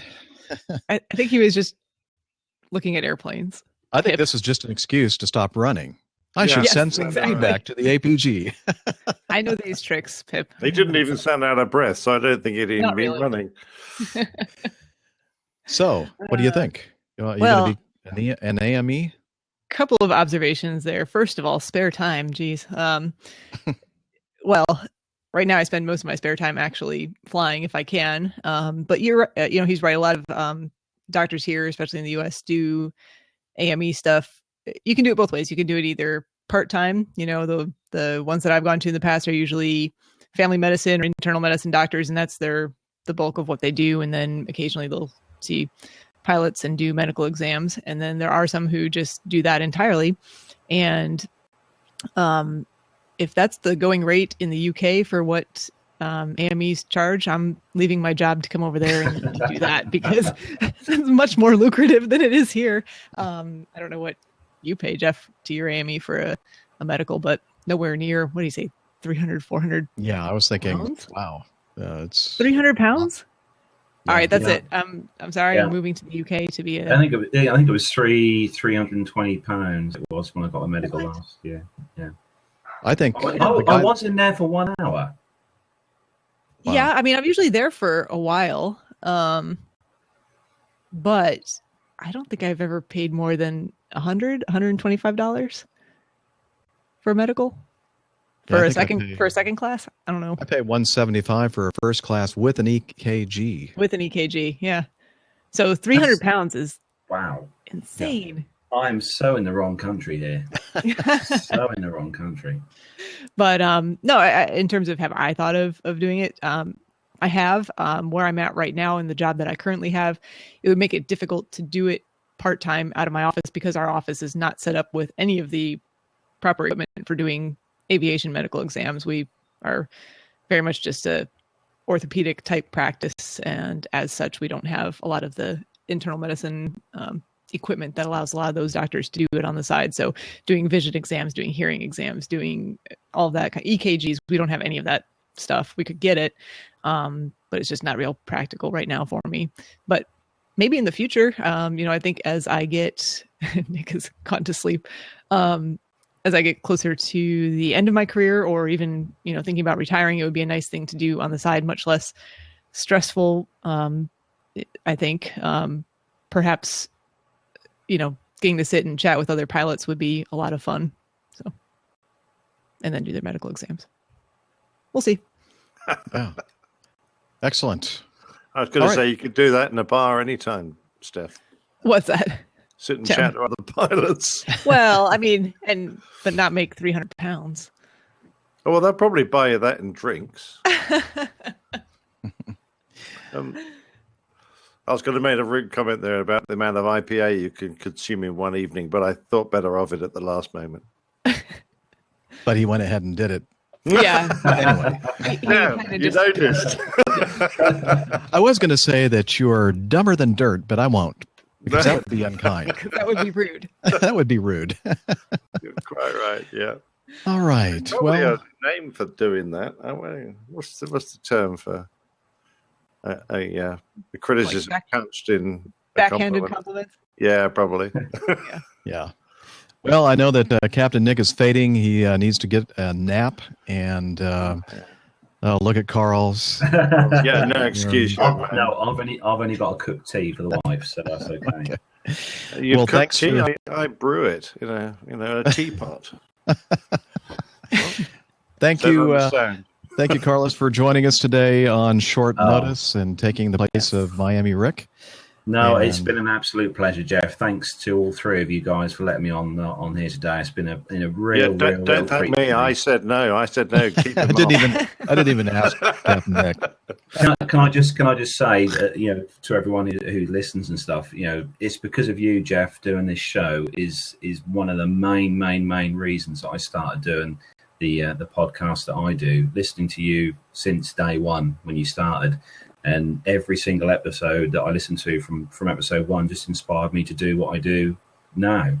And, I continue to listen to your show every week and absolutely love it. It is part of my podcast diet. Yes, here. He is the big daddy of aviation podcast. So thank you to you, Jeff, for starting this whole thing. Oh, you're embarrassing me. Stop. Keep going, Carlos. Thank you. And you know what? There's so many great podcasts out there. But bringing Steph and Nick and Rick on and stuff is just, it's big mistake. I know, it's brilliant. It's made the show into such it's a kind of a family affair, really, now, isn't it? It really is. It really is. Yeah. I can't. I just pinch myself every day because I enjoy it. Yeah, we wish we could pinch you too, Jeff. That if I had ever thought that this is going to be another episode 200, and I'm going to start crying. No, I'm not. Don't worry. I haven't had too much to drink yet, except for coffee. Anyway, I'd never thought that it was going to blossom into this great community, and it's awesome to see people like you, Carlos, and Pip, and others who are out there just tearing it up with their podcasts. I listen to all of them, and it's just a great community. So, and I consider us all part of the same community, and that's the cool thing. A little bit different shows, but that's what makes life wonderful: the diversity and such. So. Anyway, if you want to learn more about this show, Airline Pilot Guy, you can head over to airlinepilotguy.com, a site that is managed by and created by Arash, and he does a fantastic job there. Check it out, airlinepilotguy.com, where you can find information about, and the app, of course. Carlos is holding up the Airline Pilot Guy app. Paul Whittle, our UK developer of apps over there, is graciously provided the platform for the iOS and Android Airline Pilot Guy app, and you can do the same thing there. Learn more about the show, about the APG crew, the coffee fund, etc. Lots of stuff there. So check it out. And until next time, wishing you clear skies, unlimited visibility, and tailwinds. Take care, and God bless. Take care, y'all. Take care, everybody. Bye-bye. Ta-da. Yay. Awesome sauce. Hey, I love nice that, one. Jennifer. The show was awesome sauce. What a great show. I really enjoyed that. That was good. I fell asleep halfway through. Did anything happen? That's when it got interesting. I looked up and you were like listing to one side, and I said, "Oh no, I've bored Nick back to sleep." I'll just stop talking now. You will see me soon, Liz. Let's hope the weather in Detroit is good enough to have a shoot. So that'd be great. Yeah, Sorry for I didn't even really properly apologize to you guys. Sorry for disappearing at the beginning of the show there for I don't even know how long I was gone for. I gather you had to go out and shoot a neighbor. Is that right? Is that what you guys do in the States? No. Yes. There was a knock on the door, so I went to get my revolver. I have a brand new neighbor next door, and she was knocking on the door. Actually, it was kind of it wasn't like a little like, "Hey, is anyone there?" knock. It was like, "Hey, come to the door now." knock. So I was like, I better go see what that is. And she noticed that I've been doing some work preparing to put a fence in, and she was going to put a fence in her yard, and she wanted to talk about some of that. And she's a brand new neighbor, and I couldn't be like, so I'm in the middle of recording this podcast thing, but I'll come talk to you later about the fence. What are you talking about? Yeah. But no, she's very nice. So. Well, it's funny because I didn't have this screen up with the video, and I think I asked you a question. So because she's not here, Jeff. Oh, sorry. Well, I got out to the door and I went outside for a minute to talk to her and realized I left my phone up here, so I couldn't even tell you guys that I was coming back. It just disappeared. Sorry, my apologies. Not a problem. Hey, Nev says, really nice show, guys. I'm just off to get some dinner and drink a little wine. Well, possibly quite a lot. Yeah, the show is join me to drink. The only way to get through the rest of the night for me is to have a bottle of red now. Oh, you know what I should have done? I'm sorry, Carlos. I should have said, tell us about your show. Do a plug for the plane safety. Do it anyway. You can add it to the show. Okay. Yeah. Okay. A plug for the show. Well, me and Matt, along with my co-host Matt, will be doing the Plane Talking UK podcast. We'll be recording this Saturday, which is tomorrow, which will be the 25th of March. And Matt is currently 26th, sorry, 26th. Oops. And I know, yay! I'll tell you, it's this stuff. It's the hobby horse. That's what it is. But no, Matt's away. Matt's up north in Edinburgh at the moment. So Matt will be joining me via Skype for the show, for the next two shows, in fact. Hopefully some of your listeners will, we'll get some new listeners, hopefully, come and join us on the show, which would be great. And what time did you say you're starting? We're going to be recording tomorrow morning. We should start at 10 a.m. UK time, Zulu time. So 6 on the East Coast. Yeah, of the United States. It's fairly early for you. And I'll just say, time to Farnborough. Oh, wow! It's got the official countdown. 112 days, 17 hours, 35 minutes, 10, 9, 8, 7 seconds. Let's start counting down now. Yes. Yeah, we need one of those on the app and on the website. That's right. That'd be cool. Looking forward to Farnborough this year, definitely. Well, thanks everyone for taking time out on your Friday for hanging out with the community and the crew. Yeah, and, the chat room was really going. It was great. I was having trouble concentrating on some of the topics. I was having so much fun typing in the chat room. Yes. Have you got lots of Easter eggs, Nick? No, we try not to. We're good people. He tries to keep those eggs inside, not drop them. And we didn't have too many. That's what she said. I noticed this. I know. Show. No, I don't think we even did one. Did we? No, we did one at the beginning, maybe before we started. Yeah, recording. before the recording started. Well, there's only one way to take care of that. That's what she said. No, we didn't get this. Notable. No crickets because Captain Ricketts wasn't on. No frogs yet. I'm very glad. Oh yeah, I keep forgetting about that. I'll have to remember to do that. And here's a new one for Rick when he starts rambling on about stuff. Yes.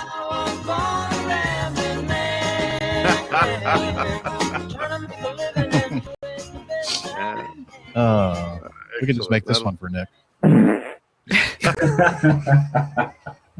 Well, you can start calling me the old fart instead of the old curmudgeon. Anyway, it's a lot easier to spell. That is true. Yeah, curmudgeon is difficult to spell. And if I start spelling it wrong on the phone, like this autocorrect doesn't ever get it right, and then it just makes it worse because I'm like, is that right? No, that's not right. And then My autocorrect just comes up with "It's you fool." You mean yourself? All right. Well, hope everybody has a good Friday, Holy Saturday, and Easter Sunday. Easter. Great Yeah. weekend. Have a great weekend. Yeah, stay off the roads, guys. It's going to be busy out there. Yeah. And if anyone's around here on Sunday, I will be doing karaoke at our local pub. So if you want to pop down, Steph, I know you're a great singer, and Jeff, I've heard you sing as well. You're also a great singer. So yeah, please do come down. Yeah, we've heard you now, Carlos. So please, don't. Okay.